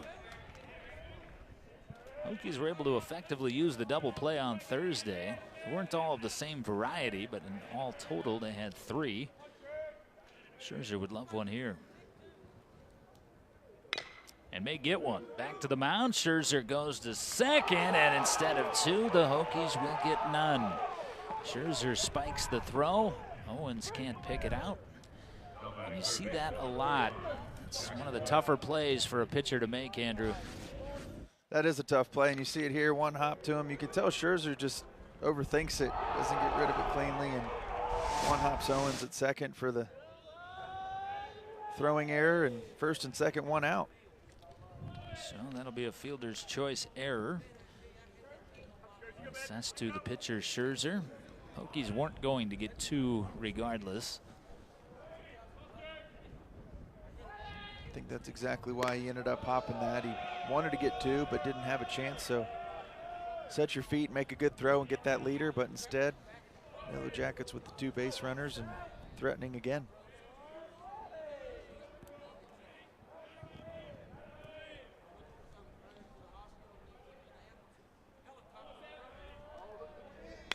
Now the 1-0 sent on a line, chasing over the new left fielder, Tanner Thomas.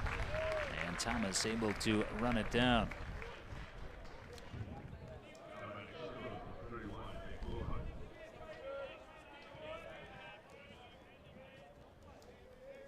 Hokies trailing by a run here in the 4th.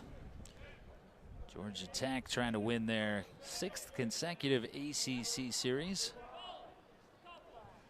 You see that Georgia Tech's been pretty darn good with the lead, leading after the 4th as they do here today for the 23rd time. Meanwhile, the Hokies, that one occurred on Thursday night. Actually trailing through 5 innings in that game. Got the Thomas home run in the 6th inning. And this one here, you just seen a good job by both teams to answer the cluster of runs. Hokies strike in the bottom of the 1st, but Georgia Tech comes right back to answer to take the 2-1 lead. And bottom half of the 2nd, Hokies tie it up 2-2, but quiet 3rd, and then more runs both ways in the 4th. So a lot of activity here so far. And Virginia Tech has had the leadoff man on in all 4 of their offensive innings. Scored a lone run in 3 of those 4. Well located fastball from Scherzer. More activity down in the Virginia Tech bullpen. Right-hander Jack Goonan up and throwing. And I think to the point of the activity, 4-3, and Georgia Tech with a couple runners. Again, we're in the bullpen now, so. Line back through the middle. This will add to the Yellow Jacket lead. Around to score Colin Hall. And there's that answer we were talking about again. Every time one team strikes, the other one seems to come back. So Georgia Tech able to get that 2-run lead back. You see that one up the middle. Scherzer left that pitch a bit up from where he wanted it. Nice piece of hitting from Wilhite. It'll be an unearned run due to the error against the pitcher, as would anything else be here in the 5th. The early portion of this game was fairly well played. It's been a bit jagged through the middle. Scherzer tugs that down and in. Yeah, Scherzer having some of the command trouble that we saw with Girard as the starter from the stretch. See that one down in at the feet of Waddell.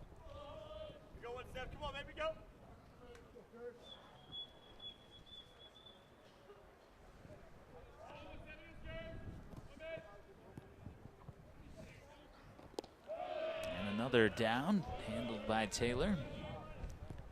I feel like both of those balls there to Waddell were kind of aimed by Scherzer. See if he can let one go and get back in the zone. Pitch away from getting out of the inning, but haven't seen anything more than the 2-run lead. A lot of 1-run differential. Georgia Tech trying to add to that and really take control of this game here as we get through the 5th. 3-0. I think you're right. He tried to aim the first two and really tried to rear back and throw that one. Saw that graphic a bit earlier. Georgia Tech has received at least 7 walks in each of their last 3 games. Hokies have walked 4 thus far today. Yeah, that's a tough combination if you're Coach Sheff and the Hokies too. A team that's very good at the plate, good bats, but when you get patient as well, it can be very tough as a pitcher to find a way to get outs. Yeah, particularly with the 3 defensive miscues for Virginia Tech today.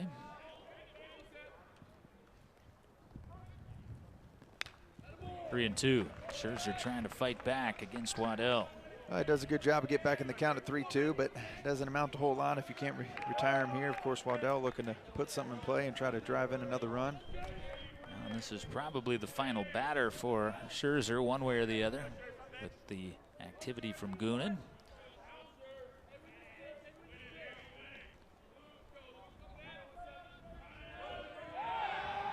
Scherzer spins off the rubber.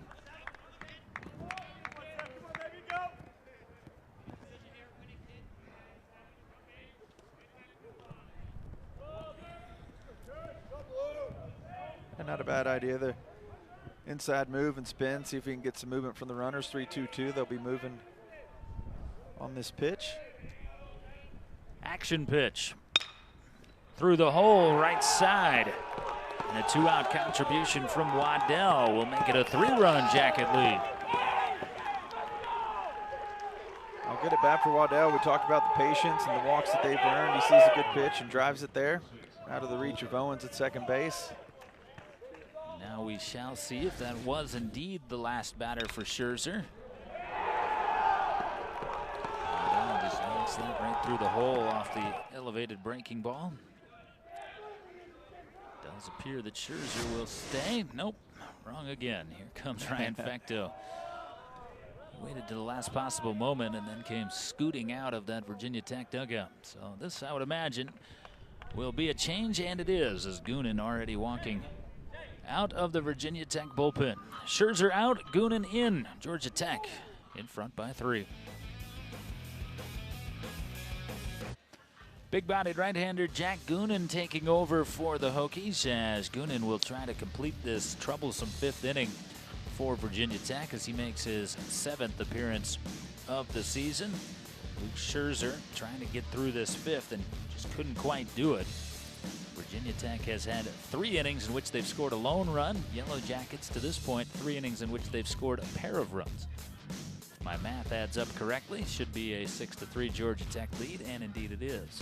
That's pretty good math, and Yellowjackets able to even up the hits at 6 apiece too. So we're just talking about the quality at bats they've had, at least 7 walks, and see a good job at the plate and find a way to get on base, driving runners in. So we got a Goonan in to try to get out of the inning. Yellowjackets really trying to pour it on and break this first game of the doubleheader wide open. First 4 runs of the day were charged to Girard. These last 2 to Scherzer, and Scherzer is responsible for the 2 base runners he leaves behind for the right-hander Goonan. Now for the Hokies, they shuffled the starting rotation to move Girard up to pitch this 2nd game of the series and 1st game of the doubleheader. And certainly it was not the design to have to be 4 pitchers deep here in the 5th inning. And it will be interesting to see, Andrew, how they proceed in terms of saving some arms for game 3 here today as Georgia Tech works a little bit further out in front. Not in concession mode yet, but a couple more Jacket runs and you might start to get to that place. Strike 1. Yeah, you got to focus on this first game. That fastball there at 91. Good pitch for Jack, but Definitely favor Georgia Tech and the quality start that Thomas has had. He's got that 3-run lead now, so they'll be able to run him out there a couple more innings as long as he stays ahead. Goonan, a junior college transfer from Sinclair Community College. That's in Dayton, Ohio. Goonan hailing not far from Dayton, Ayersville, Ohio. Hadn't been getting much run up until recently, but was used in the Duke series and again here today. 2-1. Check that, 1-2. Another good fastball at 91, so gets ahead, trying to find his way out of the inning. Goonan is, for lack of a better term, a big dude. You can see the projectability of his velocity. Scott's going to look like a guy like that with a clean delivery and drool, because has the appearance of a guy that could throw it through a wall. Yeah, pretty good arm action too. Been pretty fluid here in his first couple pitches that we've seen.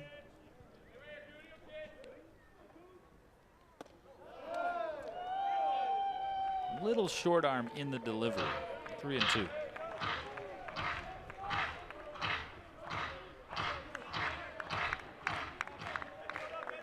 Again, this Georgia Tech team will wait you out. They have taken 4 walks from Hokie pitching.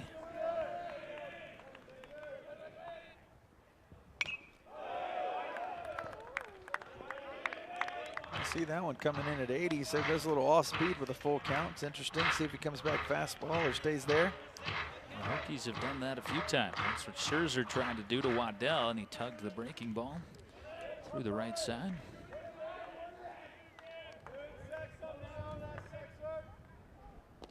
This one gets away. It'll put him aboard and bring one in as Goonan uncorks a wild pitch. Georgia Tech's advantage is 4. A really good job there by Waddell. Hard around second base and all the way to third. Taylor a little slow to get that ball at the backstop. Should take another look at it get past here. Yeah, this is just an impossible play for Carson Taylor on that snagged fastball. Alert base running on the back end as well. Runner from first was going with the 3-2 count and 2 down. Speeds all the way around to third, does Luke Waddell. So runners still at the corners. Lead growing for Georgia Tech. That run is charged to Luke Scherzer. Kyle McCann, the hitter. One mistake from Goonan here, and this game could be blown wide open. Yeah, definitely. McCann's looking for a good pitch up in the zone. They got the 4-run lead now. He's really trying to extend it. Good lefty bat we talked about earlier in the broadcast. So everything kind of going Georgia Tech's way. Assembly line approach in the Virginia Tech bullpen continues. They've got another right-hander up and tossing. Goonan bounces another trail runner, tries to advance and makes a big mistake to help the Hokies out of the inning. A gamble on the base pass from Goldberg will bring a lengthy 5th inning to a close. Hokies get one on the base pass and a strong throw from Taylor, but Georgia Tech picks up another 3.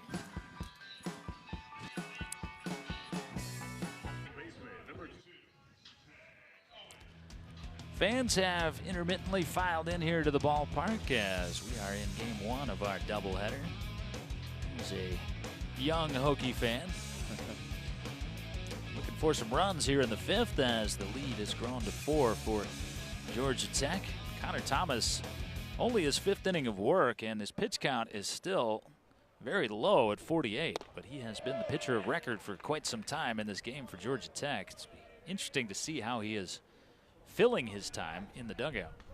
Yeah, he has had some long breaks, and sometimes that can get you out of rhythm a little bit. You might see him down in the bullpen or back behind the dugout playing catch. We haven't seen Thomas doing that to stay warm, but just 50 pitches, as you see there, gets ahead 0-2 on Owens.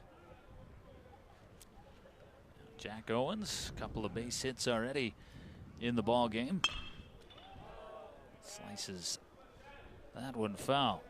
Owens is the leadoff man in the lineup. He's also leading off for the 3rd time in his 3rd trip. Hokies have had the leadoff man on in every preceding inning in this ball game. Owens in the 1st and 3rd. Haransky homered in the 2nd, and Madden singled and scored in the fourth. Owens punches it on the ground. And routine two-hopper for Goldberg.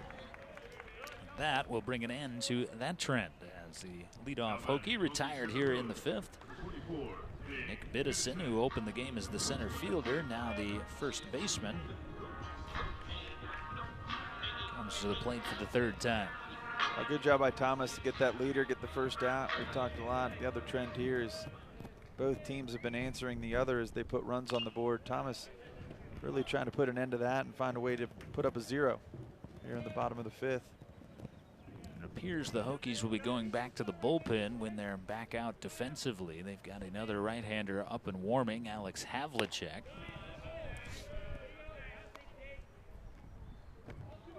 It's going to be very interesting to see how Virginia Tech pieces it together. There was Havlicek.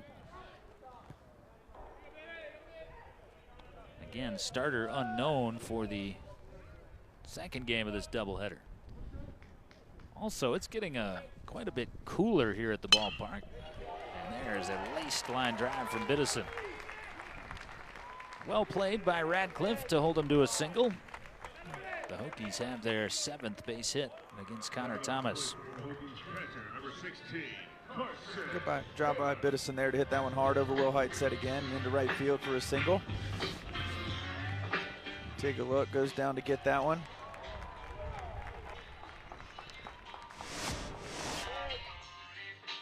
Taylor will look to extend the inning, try to find a way on. Now you talk about 1-run, 2-run, now 4-run lead for Georgia Tech. When is it kind of out of reach? Definitely something here that the Hokies can chip away at. Plenty at bats left, and Thomas with good stuff, but the Hokie hitters seeing him well. Speaking of seeing things, we've already seen the high temperature for the day. It's an interesting weather blip, I guess, today. Temperature falling on a low pressure system and then rapidly rising again tomorrow into the mid-70s for the next couple of weeks. I've lived here 4 years, Andrew. You've lived here a lot longer. I have not been able to figure out the weather patterns. No, you can definitely get all 4 seasons in a 24-hour window. Good to see the warm weather tomorrow for the Easter egg hunt, though. Yeah, there you go. Where will you be participating in the Easter egg hunt? And by you, I mean your daughters. Actually, it occurs in our yard every year. The neighborhood comes down and... Are you the egg hider? I am one of them, yeah.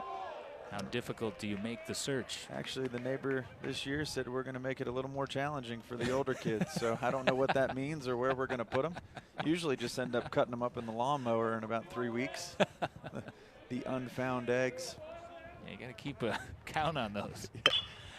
Here's a liner trying to hold up for Radcliffe, and it will. Taylor becomes the second out. Yeah, in my wife's family, they have what they call one golden egg in the hunt. That egg has a $100 bill in it. Oh, wow. But they hide that one with a high level of difficulty. I want to go on that hunt. The younger kids scoop up all the candy-laden eggs. Those guys are intermediate egg finders. Maybe my friend in the bucket hat might be graduating into the... There we go. Those guys are scooping up the ones on the grass. There's a lefty looking for an inning. Yeah, he might get one before all is said and done. Off the end of the bat and top of the mitt and taken care of by Waddell. That by rule, 1, 6, and 3. To the 6th we go.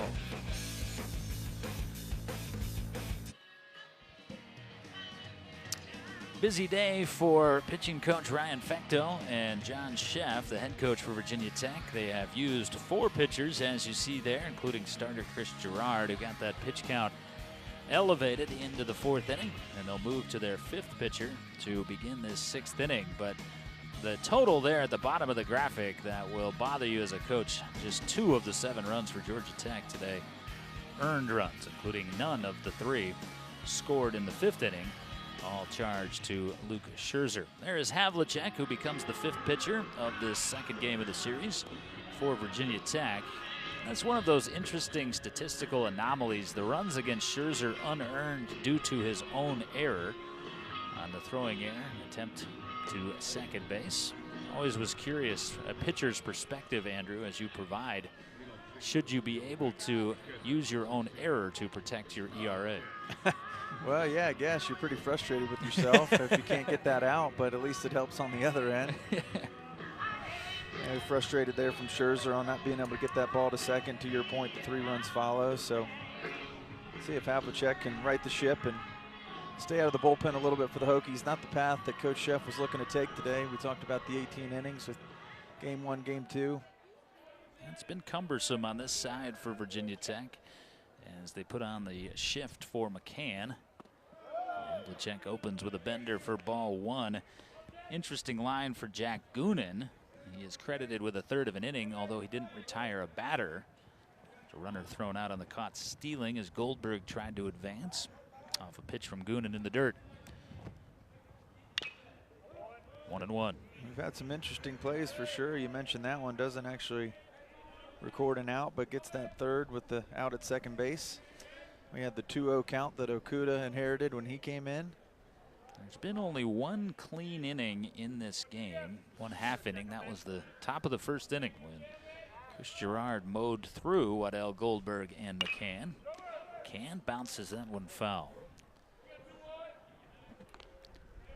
Georgia Tech has plated 7. They've also stranded 7 in this game, so there has been traffic aplenty on the base paths. Meanwhile, Virginia Tech has scored 3 and left 4 thus far.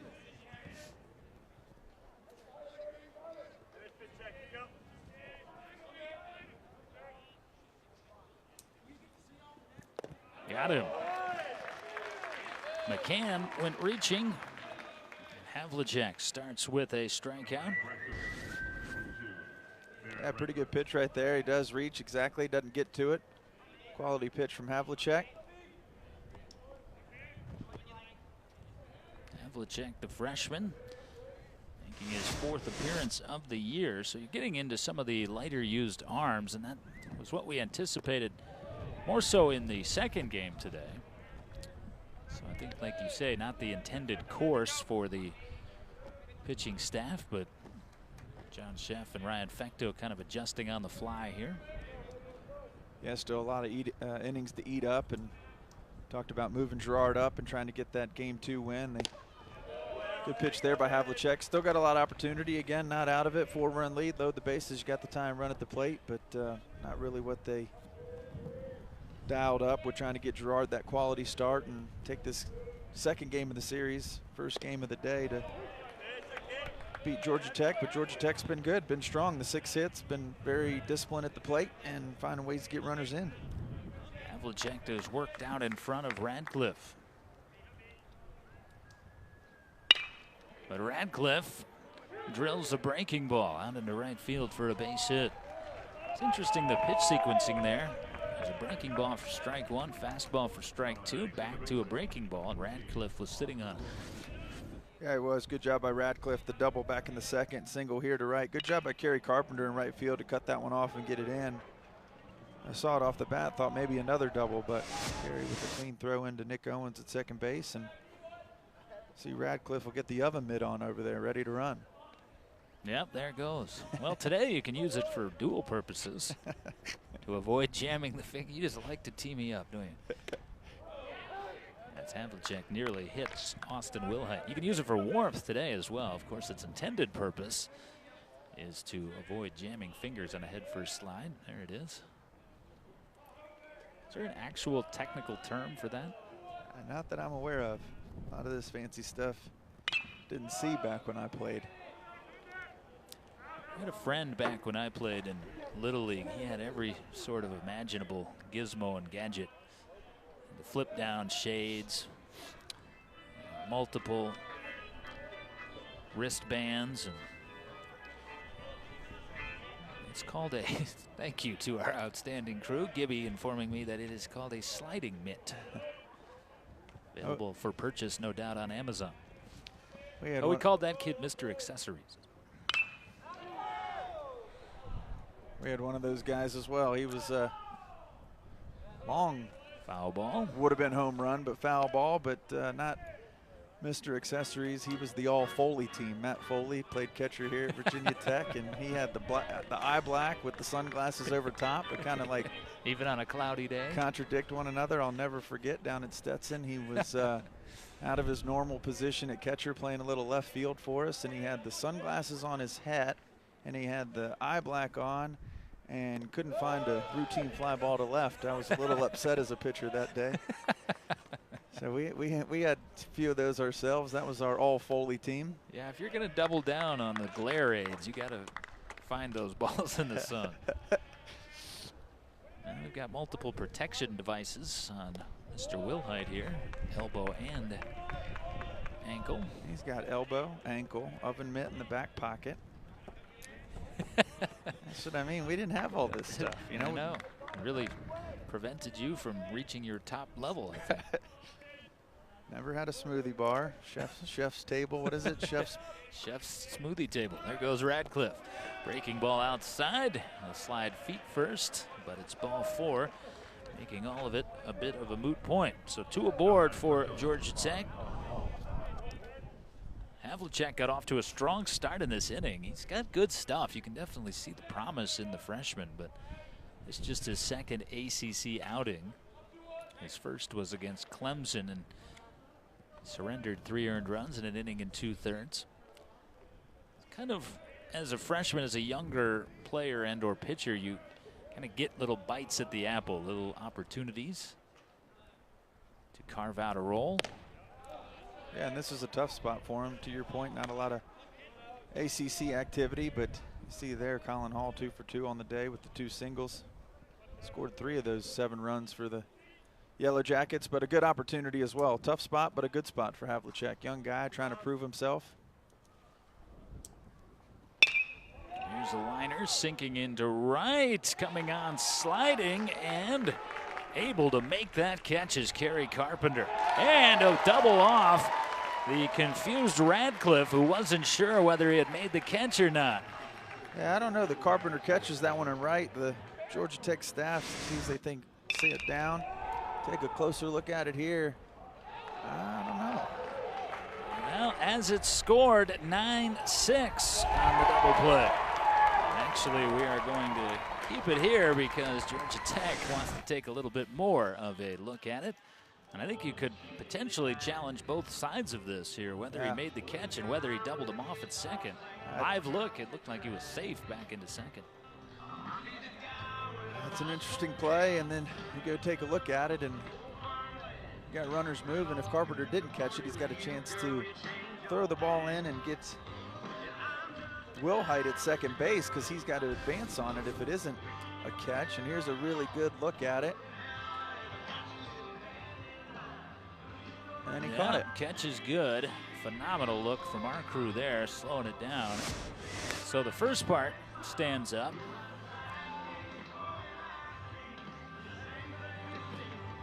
I'm not sure. I think originally, yeah, see what they're reviewing is whether or not he was doubled off. So we've established that the catch was good.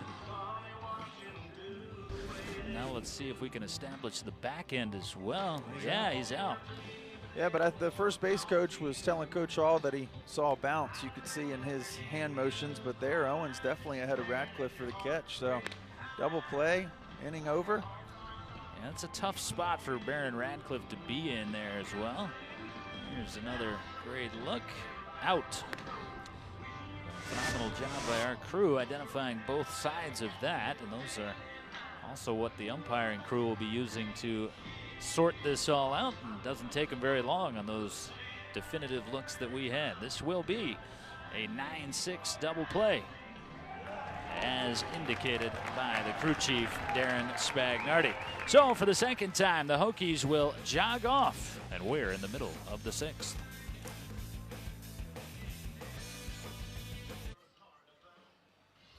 Well, the double play stood up on video replay, but Jackets head coach Danny Hall still displeased during the inning break there, and he is having some words for the umpiring crew. And I think what he was upset about, again, we saw indisputable video proof that it was the double play, but I think what Coach Hall was upset about was how long it took first base umpire Gary Swanson to indicate that it was an out. And he did hesitate because I don't think he was sure. That's Gary Swanson, but that put the runner at second, Baron Radcliffe, in a very difficult predicament because he wasn't sure whether he needed to get back or not. Yeah, Radcliffe not moving up to third, unsure. It's first pitch hit hard here by Madden for the out. But yeah, it was just a tough call. He's got to see it, make sure he sees the catch. He can't call it out if he's not sure he's out. Radcliffe gets hung up between second and third. Will Height not advancing to second, so just a tough play all around, but Hokies able to record the double play to get out of the inning. And there you see first base umpire Gary Swanson did best that he could, and actually the crew got it absolutely right. He ruled the catch correctly a catch, and then the second base umpire, Vic Carell,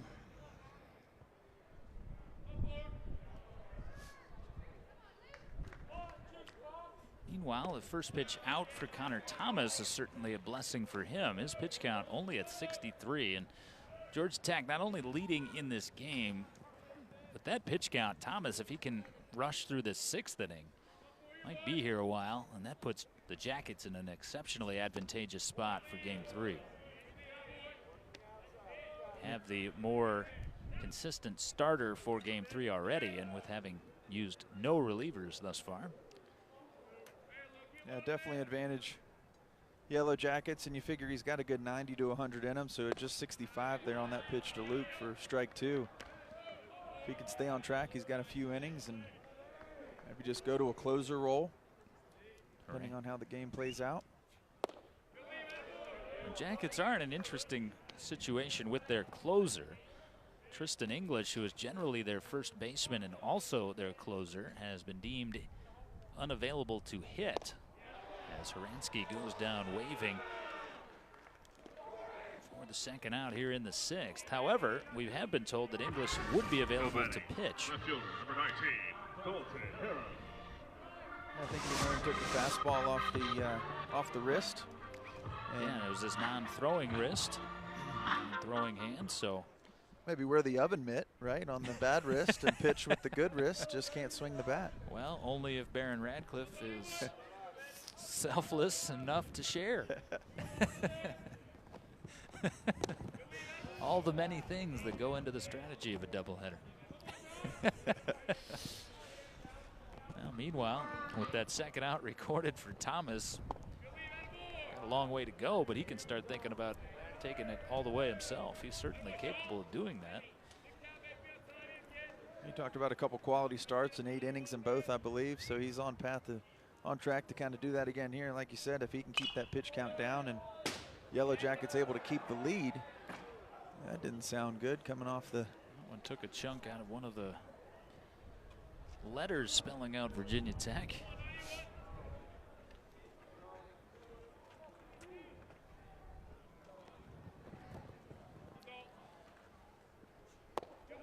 Three and one. And you see both Horansky and Harem taking a more patient approach because good, bad, or indifferent, the Hokies just need to make Thomas throw some pitches. Harem did not take that tact in his last at bat. 3-2. That swing looked a lot like the last at bat. Harem's really swinging hard, but to your point, yeah, Luke took a couple, and Harem now with the full count, trying to get that pitch count up for Thomas, see if they can get into the bullpen. Yeah, Harem took 3 huge cuts in his last at bat. Struck out on 3 pitches. In fact, he struck out twice today. A walk here. So this will help the Hokies' cause. Well, they do extend the inning. To your point, get that base runner here with a good at bat. See Thomas again. We talk about Hokie pitchers going off speed with a full count. He goes breaking ball there, just gets away from him for ball 4. See if Nick Owens can do anything to keep the inning alive. And again, you talk about a 4-run game, but it's not 7, it's not 10. Well, Connor Thomas will probably pitch at the next level. He certainly has that ability and pedigree. And when he does, you won't see that 3-2 breaking ball. Not with a 4-run lead and the base is empty.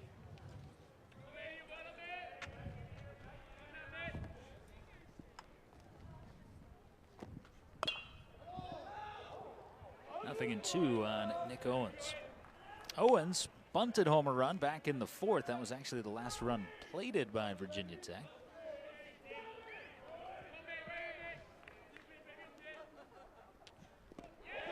Hokies tried to hold up and could not. First base occupied, but they'll throw it down regardless. Couple of strikeouts for a cruising Connor Thomas to the 7th.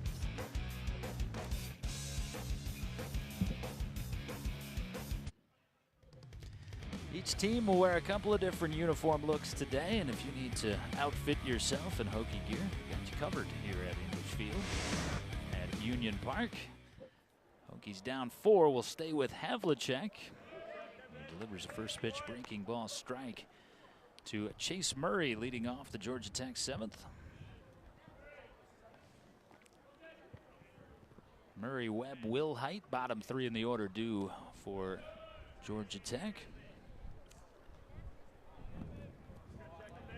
We see the first bit of activity down in the bullpen, but I don't even know if it's pitchers or just potentially positional guys getting loose. That's Tristan English, who you touched on earlier. So yeah, number 11 out there, Tristan English. I think they're just walking down to be on call. Certainly not necessary at the moment. Thomas mid-70s on his pitch count through 6 innings. Getting some blade work in. Getting the arm loose. Yeah, the blade, same effect as the shake weight, believe it or not.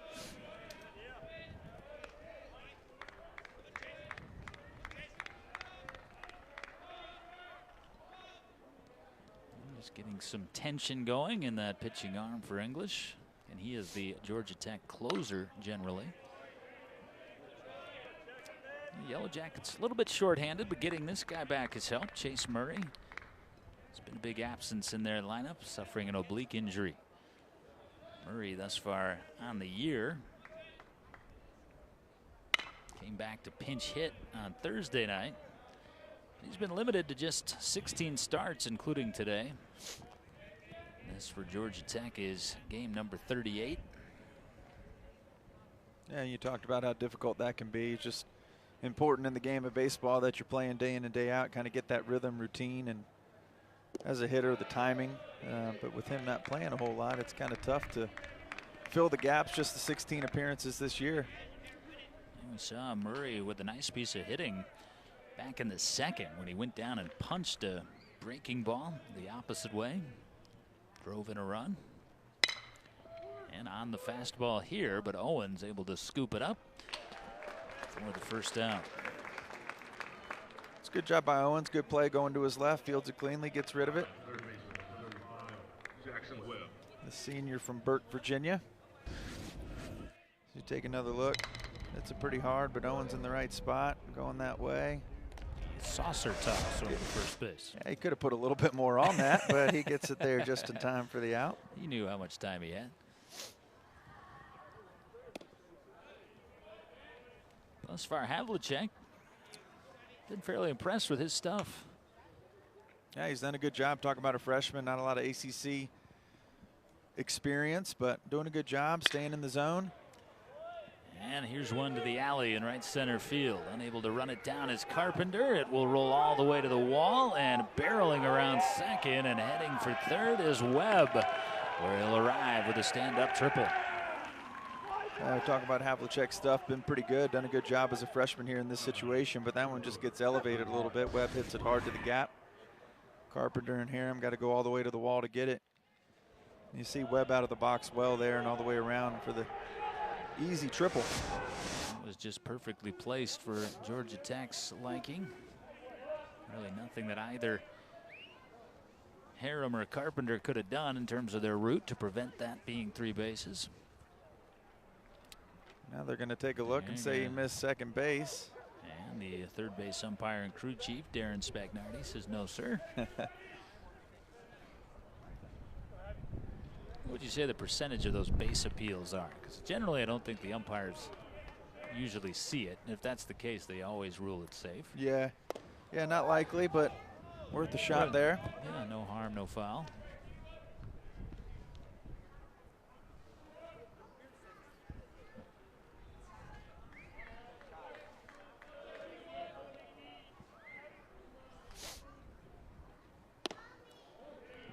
Well, they may not have seen it, but our folks did. Let's take a look. Did he hit it? Hard to tell. Looked like it though. A manager one time that I worked with that appealed every single sacrifice fly. Just because he could. Well, like you said, why not, right? Yeah. Maybe he left early. How many times did he get that call? Can't recall ever. Ever. Get a reputation for doing something like that. All right, we're going to get to the bottom of this mystery, though. One way or the other. Here's a better look at it. I think he got it. Yeah. Let's just give him the benefit of the doubt.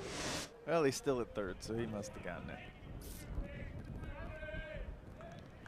Hokies got the infield in, trying to keep it from a 5-run lead. Wilhite trying to push something to the outfield. Went too far on the swing, and it won't wander too far that the Hokies can complete the out at first base. Excellent play by Carson Taylor. And also Biddison playing out of position at first base on the backside. Yeah, good play by Taylor, and just as good a job there by Biddison down at first. To your point on the throw, he's got to recover and see it down in the turf, and Wilhite takes off. Taylor's got to keep the runner at third, recover the ball, and then Biddison there with the footwork just in time for the out. Tough angle on that throw, and you saw Biddison just had to dip the toe in the water there at the end. All the while keeping Jackson Webb posted at third. Hokies trying to keep this a manageable deficit. Well, and that's a big out. Allows the infield to move back with the 2 outs, throw the ball across the diamond for the third. What do we determine as a manageable deficit? It's when you're within 4, because within 4 can be erased on one swing of the bat. Clearly you have to load the bases first. Anything beyond 4 involves a rather lengthy rally.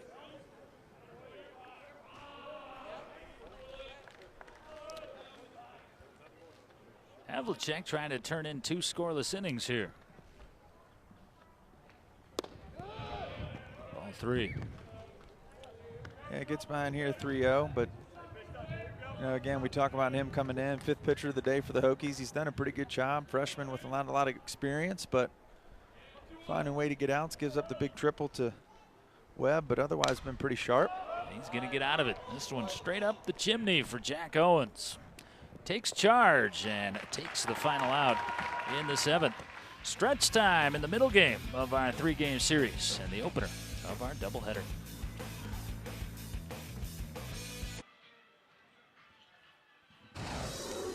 Connor Thomas building on his 60 season strikeouts entering today. With the breaking ball, that has been the primary pitch to set aside Hokie hitters. All 6 that we take a look at coming on off speed. And in fact, Thomas, who works into the 7th inning, Andrew, 7 strikeouts on the day. And after a bit of a bumpy start, he has certainly maintained control of this game for Georgia Tech. Yeah, we've talked about his stuff, arguably the ace of this staff, and he's definitely had good stuff today. Hokies have just done a good job of getting on base with the 7 hits, but comes right back there with the breaking pitch at 77 and kind of in control with the 4-run lead. He can go right after these hitters and force them to beat you. He's got Thomas, Jack Owens, and Biddison scheduled. 9-1-2 for Virginia Tech. Thomas lashes one into center. Not a great read, but Nick Wilhite, one of the best in the business, recovers in time for the first out. Wilhite learning the Blacksburg breeze, as we call it, here in the New River Valley. It has picked up incrementally throughout the day. Wilhite found his way onto the SportsCenter top 10 a year ago. It's one of the more incredible crashing into the wall catches you'll ever see against Georgia Southern. 1 gone, back to the top of the order for Virginia Tech, and still that pitch count in the 70s. Yeah, that's remarkable. Averaging about 11, 12 an inning. That's as good as it's going to get. And Owens having a big day with the bat. Deposits his 3rd base hit into left center. He's going to try to take the extra base successfully. Owens adds a double to his 2 prior singles. Yeah, and I'll get it right today. He had An opportunity with the doubles. We take another look to give us his best fortnight out there at second. I mistakenly called it Call of Duty on Thursday. I apologize. Not a video game guy. Yeah, it troubles me that that stayed with you as long as it had. We forgave you on the spot. You need to forgive yourself. No. But I love to watch him dance. I always got something new going on. He's not cheering for the Hokies, folks. He's cheering for the fortnight. For the dance. This one ripped on a hooking line down towards the corner. This will be extra bases as well and get Virginia Tech back on the scoreboard. Back-to-back doubles as Biddison knocks in Owens, and it's a 3-run game. Well, I asked for fortnight and I got it. To your point, I'm just enjoying the dancing, but good piece there by Biddison. Hits that one really hard down the line. Owens easy in from second, and Biddison standing up. Back-to-back doubles for the Hokies. Biddison's having himself a series. That's his 5th base hit already. 3rd today. Also his 2nd double. He had a couple of hits. Reached base 3 times on Thursday. So Biddison moved up in the order to the 2 spot. That was a prophetic call by John Sheff today. So now the Hokies will look to inch a little closer. And coming out swinging, but this on the ground routinely to Wilhite at second. Taylor gone on 1 pitch. Gary Carpenter will be the batter as Biddison moved over to 3rd. There's some stirring now in the Georgia Tech bullpen. It's English who is up and light tossing, soft tossing. Yeah, good piece by Biddison. Taylor would like that one back on the ground out to second. 4-3 for the put out. He had a chance to get that one up in the air, but ground ball to Wilhite instead. And now Carey will try to get it done with another Hokie run 90 feet away. Gary Carpenter thus far nothing for 3. Lined into a double play back in the 1st.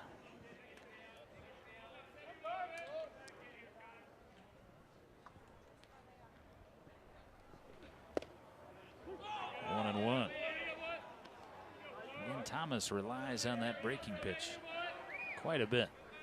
We're seeing it a lot now as he gets into the mid-80s with his pitch count. Good one there, kind of froze Carey. Another breaking ball in the air to left field. The wind picking it up and carrying it over. Colin Hall to the base of the wall. Biddison scores, 3rd double of the inning. As Gary Carpenter makes it a 2-run affair.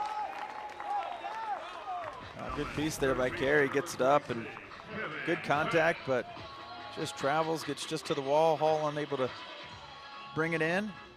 Easy jog in for Biddison at 3rd. And they're going to get going out in the Georgia Tech bullpen. Again, tough play for Colin Hall out there, trying to track the ball as the wind carrying it. It'll be the first mound visit here today for Connor Thomas, as he'll get visited by pitching coach Jason Howell in his 7th season. And buying some time for that man, Tristan English. But still not throwing from the mound. I would imagine Connor Thomas will have at least one more hitter here. And that hitter is going to be Kevin Madden. So the Hokie bats coming alive with 3 extra base hits, all doubles here in the 7th. Yeah, you see those numbers there at the 85 pitches, 3-1 on the strike to ball ratio for Thomas. So quality day, good stuff. Getting touched up a little bit right here by the Hokies offense, but still 85 pitches, 2 outs. Got a 2-run lead for his team, and going to try to get him back in the dugout with a little bit of trouble and 2 innings to go. You would think that if he does get this last out, that might be it for Thomas in his day, but going to attack Madden here and see if he can get out of the jam. Thomas surrendering 5 runs thus far today.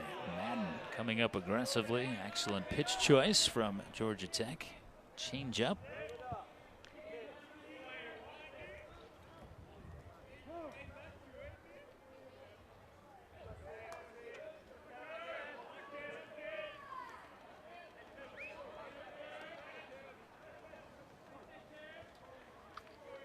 Madden a single back in the 4th. That led off the inning. He later scored. Generous strike 2 called. Madden reacts violently, and the home plate umpire Josh Miller says get back in the box. And Coach Sheff's going to come talk about it too. Yeah, that was down, and John Sheff will pick up for his player here.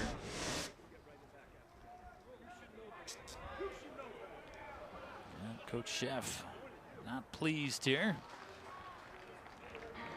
I think he had a pretty good case there. That pitch definitely looked down to me. Yeah, they're going to take a minute to talk about it. Just trying to calm Madden down almost. They're not talking strategy. They're not talking approach. Yeah, just a timeout here. Yeah, that's down. No doubt about it. Yeah.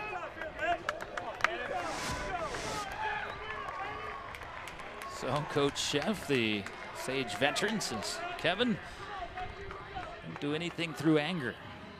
Now these umpires have gotten their share of opinions being voiced on both sides. We saw Coach Hall earlier on the fly ball to right field that Carpenter was able to corral, and now here's Sheff wanting to give Madden a chance to take a deep breath, but Thomas 0-2.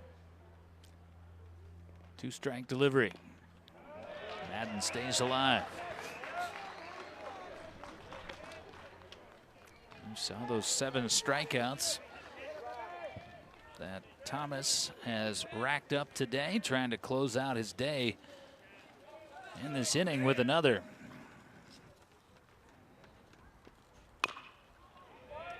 Can't get Madden with the breaking ball. Nice hands by Kurt Elbin, coaching third. Coach with a chance for a smoothie just goes to the back pocket with the foul ball. Kurt's been around the game a long time. Here comes Thomas.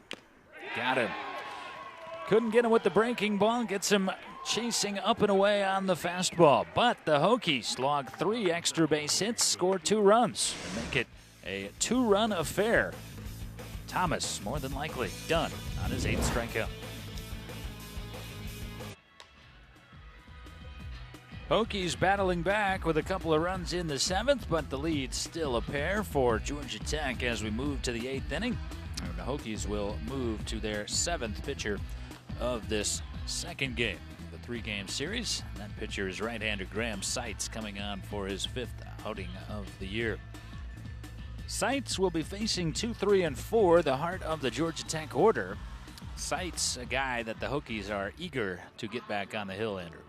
Yeah, definitely a good arm here for Coach Sheff and Coach Vecto. He's going to try to keep it at the 2-run lead. We talked about the pitching scenario. Went with Girard today, trying to get that second win, and didn't work in the Hokies' favor. The Yellowjackets able to get some runs across, and Girard runs the pitch count up. And see another arm here for the Hokies, but a good one as you get back in at 7-5. Want to keep it close. Got to have a shutdown inning here. Yeah, Seitz, as I mentioned, just 4 appearances this year. Has been a little bit dinged up on the year, but last year Seitz was the most relied upon reliever. Made a team high 31 appearances, including 17 in the ACC, which was 5th in the conference. Yeah, I was going to say a guy that talked about Havlicek, not a ton of experience in the ACC. Seitz, a guy who has seen it all and logged a lot of innings for the Hokies. So right guy, right time. Yellowjackets trying to respond and get that lead back up to 3 or 4. Tip of the cap to the freshman Havlicek, though, through 2 scoreless innings to keep Virginia Tech within shouting distance. As I said, going to break there at the end of the 7th. I think we've probably seen the last now of Connor Thomas after 7 innings. And activity does continue through the at-bats here for Georgia Tech in their bullpen, which would be another indicator of that. Yeah, English looks like he's off the rubber down there in the bullpen and getting hot, so probably see him in the bottom half of the 8th. Meanwhile, Seitz is yet to throw a strike to Goldberg. There's Tristan English.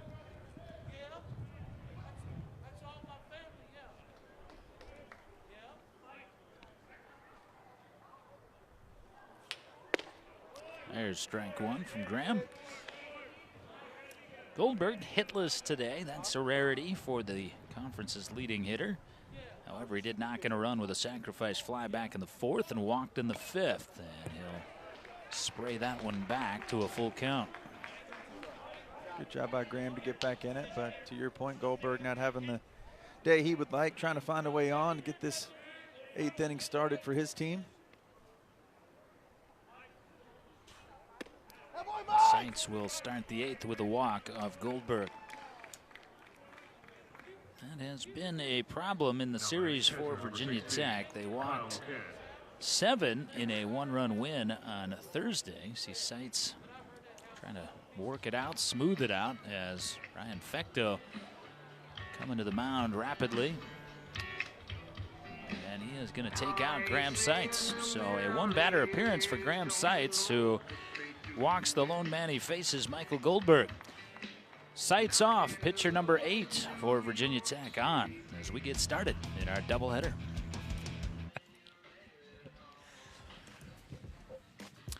Graham Seitz' outing is a short one as he comes on to start the 8th, walks Michael Goldberg, and is lifted in favor of left-hander Dylan Larson, who will make just his 5th appearance on the season. So, Andrew, again, as expected for Virginia Tech, they are very much trying to win this second game of the series and in the process win the series, but at the same time they're looking to some relatively unproven arms to do it, and that's the position that they're in due to the shorter outing for Girard and the uncertainty surrounding who will throw the finale later this afternoon. Yeah, they're running some names out there for sure. I thought Seitz, very surprised by that pull there after the leadoff walk. Might be the guy that kind of brings the Hokies in here, win or lose, but just the 1 walk, 1 at bat, and Larson in, the lefty here, trying to pick up where Seitz left off and keep those runs off the board for Georgia Tech. Larson comes on, but he comes on with a contingency plan. There's already more activity in the Virginia Tech bullpen. So, as I mentioned, all hands on deck here today, and that has certainly come to fruition. Larson taking over. Nolan Wilson is warming in the Virginia Tech bullpen. I think you saw some frustration there. There's Wilson getting loose. You saw some frustration from Coach Fecto with Graham Seitz just because of the momentum. That's what you call a momentum inning. The Hokies scored 2 runs in the 7th, and then the Cardinal sin is to walk the leadoff man in the next inning. Well, definitely, and you're going to the 3-4-5. We talked about McCann and Radcliffe early in the broadcast. They're big bats for the Yellowjackets, and momentum, absolutely. You get the 2 runs in the bottom of the 7th and cut the lead in half. Got to be a shutdown inning in the top half of the 8th, and a leadoff walk, and then ball 1 there from Larson to McCann. So, Coach Fecto looking for execution and ways to get some outs here. McCann, bit aboard 4 times in the series, but does not have a hit. A couple of walks. He's been hit by a pitch a couple of times. Strike 1 called on the outer half from Dylan Larson. Dylan Larson, also one of the junior college arms that Coach John Sheff brought in here to Blacksburg. Spent a lone season at a pair of different community colleges. Actually, Lance Community College, and then on to Central Washington, which is in Ellensburg. I used to live out there. Don't know anything about Ellensburg. Yeah, I'll tell you about it later in between games. There's Coach Fecto. He has been busy managing this staff today. Again, Girard started, Okuda came on, Scherzer followed, then Goonan, then Havlicek, then Seitz, and now Larson. Runner goes, tough pitch to throw, and Taylor doesn't get it down in time. It's the first stolen base of the day for either team as Goldberg swipes second. Good job by Larson to get the strikeout here on the off speed. Take a look at it here. Good pitch, and just gets McCann swinging through it, but doesn't give Taylor much of a chance. Kind of slow to the plate, and then the off speed pitch, and get Goldberg into second after the leadoff walk. So 1 away, but Goldberg in scoring position. That's his 4th stolen base of the year. And Georgia Tech is outstanding at deciding when to go. They are 47 of 49, successfully stealing bases on the year. It's about as good a percentage as Ricky Henderson used to have. And like you said, not overly aggressive, not a ton, but when they do it successfully. Get this one into scoring position for Radcliffe. 1-1. Firm fastball from Dylan Larson. I mentioned he's from Ellensburg, Washington, which is on the central to eastern side of the state of Washington. The state of Washington really defined by the mountain range that separates Seattle and the coastal lying region of Washington. That's what they call the green side. If you're a local out there, very lush rainforest. Of course, you know all about the rains that Seattle experiences. But on the other side, that's where Ellensburg is, all the way over to Spokane up in the top right corner. That's the brown side, as they call it, because some of Washington actually a desert. Ducking out of the way of that breaking ball is Radcliffe. And that is knowledge that you obtain spending a year in the Northwest League. I was going to say, I just got a lot smarter. I appreciate that tidbit. If you ever go out there. It's good stuff. It's also hop country. That's where they grow the hops in our frothy beverages. Big cut and a miss from Radcliffe, 2-2. To that point, the team that I actually worked out for there, Yakima Bears, now defunct. They've become the Hillsboro Hops. They named the team after the defining characteristic of the region.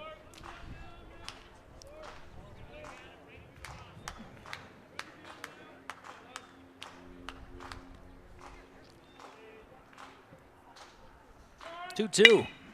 On the ground to short. Routine two-hopper. Owens, no trouble for the second out over to first. On to third goes Goldberg. Austin Wilhite will try to bring him home.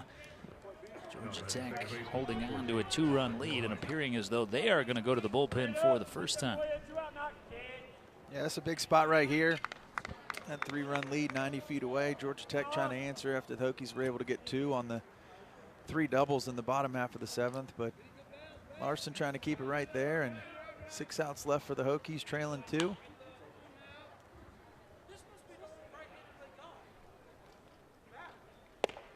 Strike one, well located. Yeah, I see that one at 87, so not overpowering, but good job of getting on the inner half. Wilhite takes that first pitch for a strike. I like the plane that Larson delivers on, though. Very direct path to the plate.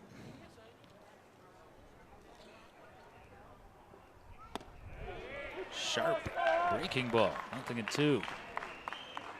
2 really good pitches. You want to be smart, be careful here, way ahead. Also want to keep it there at the plate, nothing to the backstop.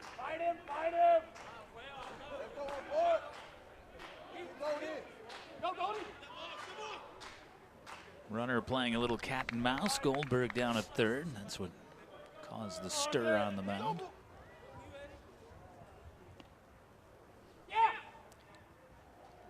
Goldberg walked by Seitz. Larson trying to strand him and couldn't quite dispatch of Austin Wilhite. Got a very slight piece of that changeup. Count holds at 0-2. It's gone from sunny at the start to completely overcast here in Blacksburg. And we've got a second game of this doubleheader coming about 45 minutes after the conclusion of this game. 2-strike pitch, fought off foul.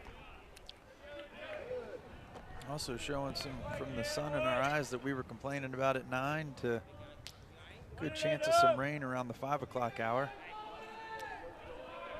You see the cloud cover above English Field at Union Park. Not the predicament we had yesterday, however. Heavy rains in the area. Got him. Down in the dirt, chases Wilhite. Taylor has to go to first, and Biddison stomps on the bag for the final out. Nice job by the newcomer Dylan Larson as he strikes out Wilhite to keep the Hokies down by a pair.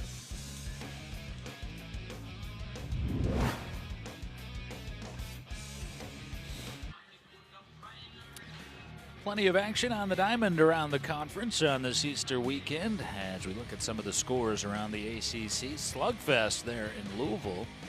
Miami getting the best of number 7 Louisville. Last chance in the bottom of the 9th. Meanwhile, Pitt has already dispatched of Notre Dame in a couple of games. Light scoring in the early going. Well, a bit of a surprise as we return for the bottom of the 8th, and that is that you see number 42 is starting pitcher Connor Thomas. Thought he might be done for the day, but not the case. And Luke Horansky leading off. Skies went way up in the air that the wind's trying to push foul, and able to track it down is Colin Hall. So Thomas returns and rewards the faith of head coach Danny Hall by retiring the dangerous Horansky for the first out here in the Hokie half of the 8th. Look at the out distribution for Connor Thomas at the 5th fly ball out. He's got an 8 on the ground and 8 by way of strikeout. That would indicate business as usual, Andrew, for Connor, but really hasn't been today. Hokies have gotten him for 10 hits and 5 earned runs. Yeah, they have, like we were talking about, good stuff, but Hokies definitely squaring it up a little bit. We saw the 3 doubles in the bottom of the 7th. Horansky with the home run earlier back in the 2nd inning, so hitting him well, but he got the run support that he needed, still holds the 2-run lead, and trying to work through an 8th inning of work now. I think sending him back out here sends a number of things. One, they're confident in Thomas despite the runs he's allowed today. He has been the bulldog out of the rotation. 2, the rotation is definitely the strength of this pitching staff. There are a couple capable arms for Georgia Tech, but 3, and probably most important, playing a doubleheader. And they'd like to save all the arms they can for the second game. Down swinging goes Dalton Harum to aid all of those points for Georgia Tech. Yeah, take another look at that strikeout from Harum, another big swing, but loopy curveball from Thomas for strike 3, and you're exactly right. Advantage is definitely Yellowjackets, as we got 2 outs in the bottom of the 8th, an inning to go in this game 1, and Hokies been deep in the bullpen since back in the 4th inning, and Thomas with pitch number 95 for ball 1 to Nick Owens. Owens trying to get something started for Tech with 2 outs here in the 8th inning.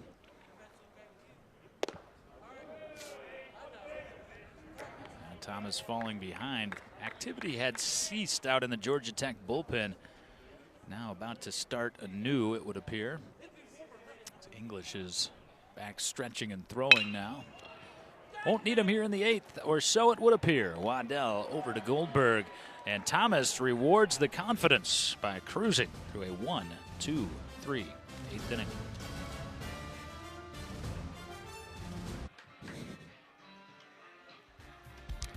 Only have to pay half price for that ticket there on Dad's lap. Taking in our doubleheader here in Blacksburg as the Hokies trailing the Yellowjackets 7-5. Been 1 pitcher for Georgia Tech. Meanwhile, the Hokies onto their 7th arm of the day, Dylan Larson. Virginia Tech allowing 5 unearned runs throughout the course of this second game of our 3-game series. Dylan Larson, who came on for Graham Seitz and impressively mowed down the heart of the Georgia Tech order, returns for the 9th and starts with Colin Hall, whom he starts with ball 1.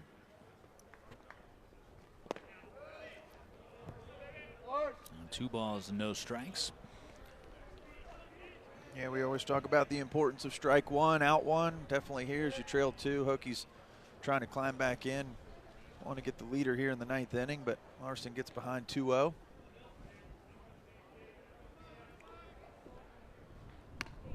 Three 3-0 as Larson sails that one off the top of Carson Taylor's mitt. Yeah, that's probably a little bit frustrating for Coach Fecto, Coach Chef. Got capability, but consistency is what they're working on building with a lot of these young arms. Much better looking fastball for strike 1. Well, again, we know it's going to be Brant Herter for Georgia Tech to start our second game today. Not sure who the Hokies, having not announced the starting pitcher, will be throwing. 3-2. Yeah, and I've seen quite a few names today, so just kind of trying to think through who's even left. Enright, who was originally slated for the second game, and then Girard gets bumped up to try to get that second win in a series for the Hokies here in game 1 of the doubleheader. Would still be available. There's a walk from Larson to start this 9th inning as he puts Hall aboard. Coach Fecto was displeased with the inning opening walk that Graham Seitz allowed in the 8th, and here comes Coach Fecto again to the mound. Again, he has had Nolan Wilson warming. And again, this is that purposeful stride that he has when he's usually going to make a move. And indeed, he is. Nolan Wilson opening the gate down out of the bullpen. And he at least thinks he's coming in, although Coach Fecto is not. There is that identifier. So you walk the leadoff man, you are gone. As impressive 8th leads to a 9th inning exit for Larson. Wilson on for the Hokies.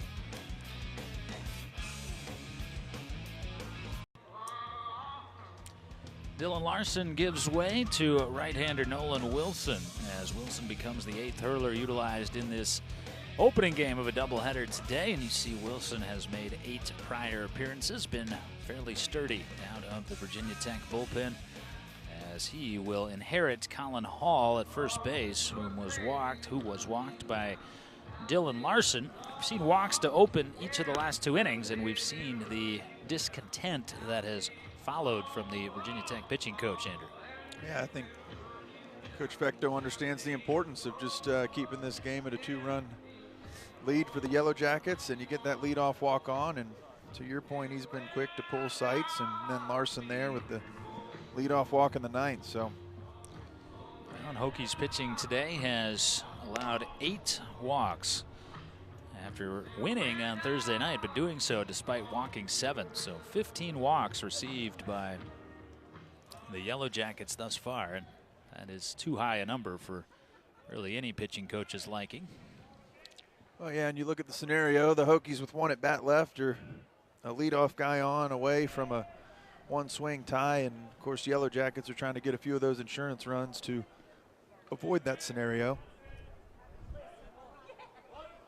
Now showing bunt and nearly having the bat knocked out of his hands is Chase Murray. Murray rolled it eventually foul. That was a nice self-preservation bunt attempt there from Chase Murray. That's Look out. Unbelievable that he's even able to get that down, and almost a perfect bunt on the foul line. Look at his expression as he makes contact. Wow, how did I do that? It's not what you want to see just coming back from injury. You're Chase Murray.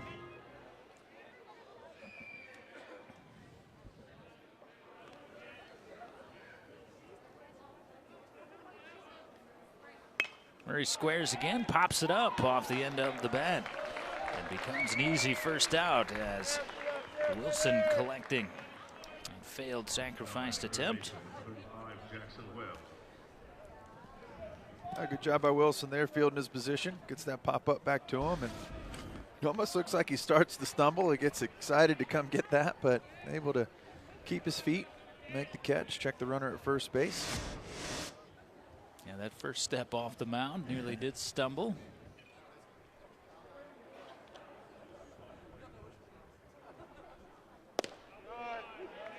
Strike 1. See that VT that they chalk onto the back of the mound? They were very precise in the alignment of that. Yes, they were. About to chalk it while preparing the field. There it is. There's a science to that, I noticed today. Yeah, pretty good miss there by Wilson. 77 on the breaking pitch, just out in the zone, but trying to get Webb to chase a little bit. All the base runner at first, walked by the predecessor of Nolan Wilson, Dylan Larson. And here is a fastball punched the opposite way for a base hit. Jackson Webb collects his 3rd hit of the ball game out of the 8th spot in the order. It's runners at first and second for Nick Wilhite at the bottom of the order. Yeah, just good job there by Webb. 5-6 hole. Seeing the ball well today, like you said, 3rd hit. First and second now with 1 out.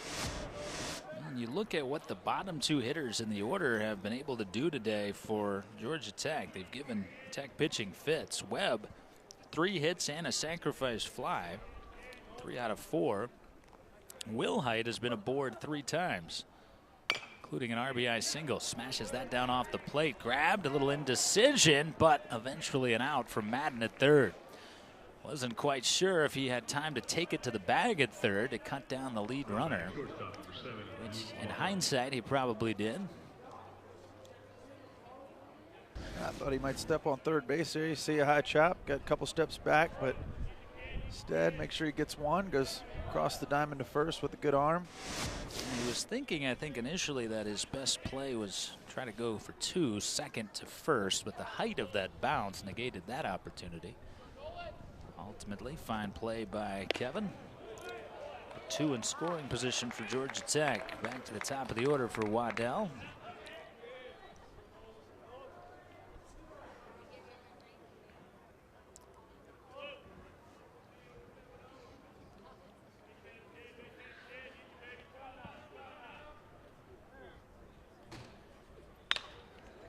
Nothing in 2.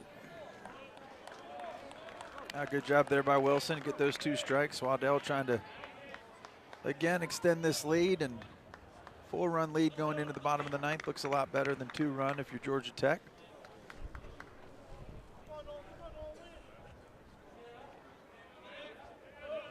Seeing a lot of quality pitches from the Hokies pitchers with 2 strikes. To see what Wilson does here. Way Swan or something in the zone for Waddell to hit. Raises the eye level. 1 and 2.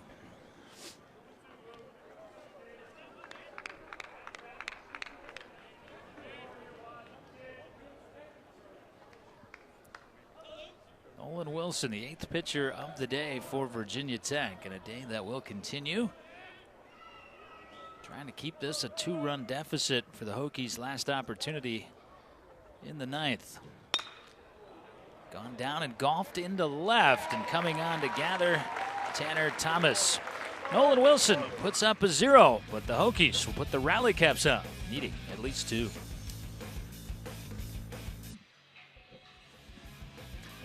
We head for the bottom of the 9th inning. Last chance for Virginia Tech as Georgia Tech tries to take the first game of this doubleheader and even this series. Clouds have rolled in during the course of this middle game of the series, and rolling in is Yellow Jacket closer Tristan English, who will make his first appearance of the series. English, a 2-way player, unable to play both ways in this series due to being hit by a pitch on his glove hand wrist.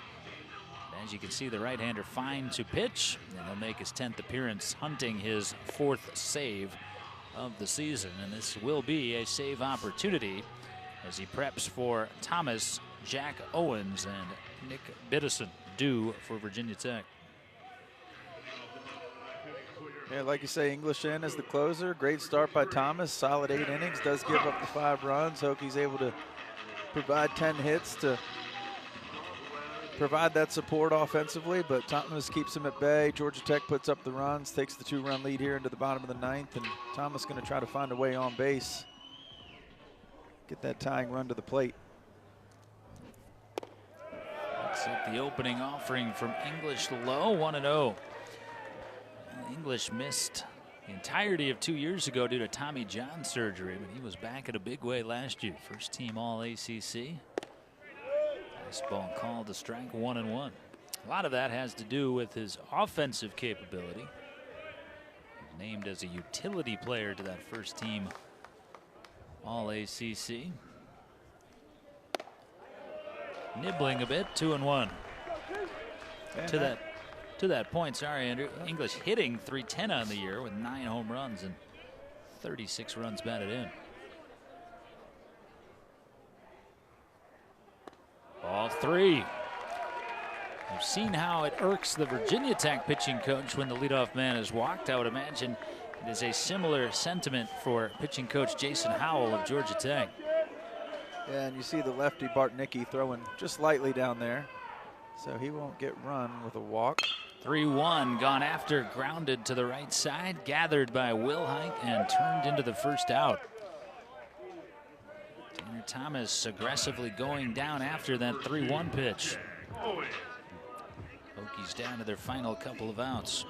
That's a good job by English with that 3-1 count, and gets a quality pitch that Thomas chases for the ground ball to second. What I was going to touch on earlier is you see a firm fastball, low 90s. You kind of see it pretty quickly. I didn't realize that English was throwing as hard as he was. First 2 fastballs to Thomas in that bat were 92 and 93.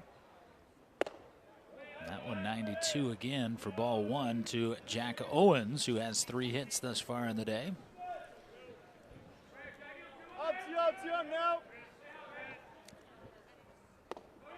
2-0 as he opens behind each of the first 2 Hokies that he has faced.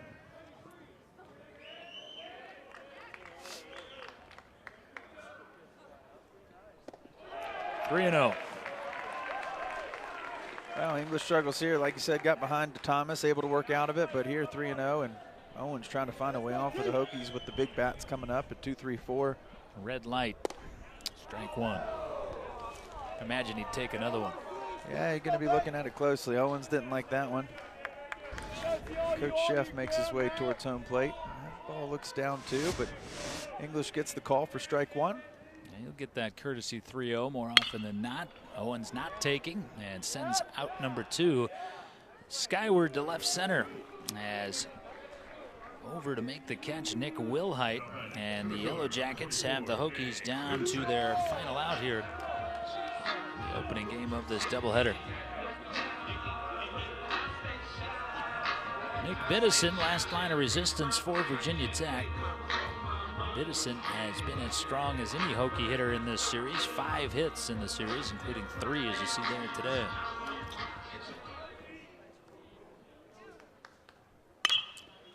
First pitch in the air to center, and this should wrap up a series leveling victory for Georgia Tech. And indeed it will. 7-5 is our final score as Georgia Tech needs just 2 pitchers to defeat Virginia Tech and force a rubber match in what will be the second game of our doubleheader and the series finale later this afternoon.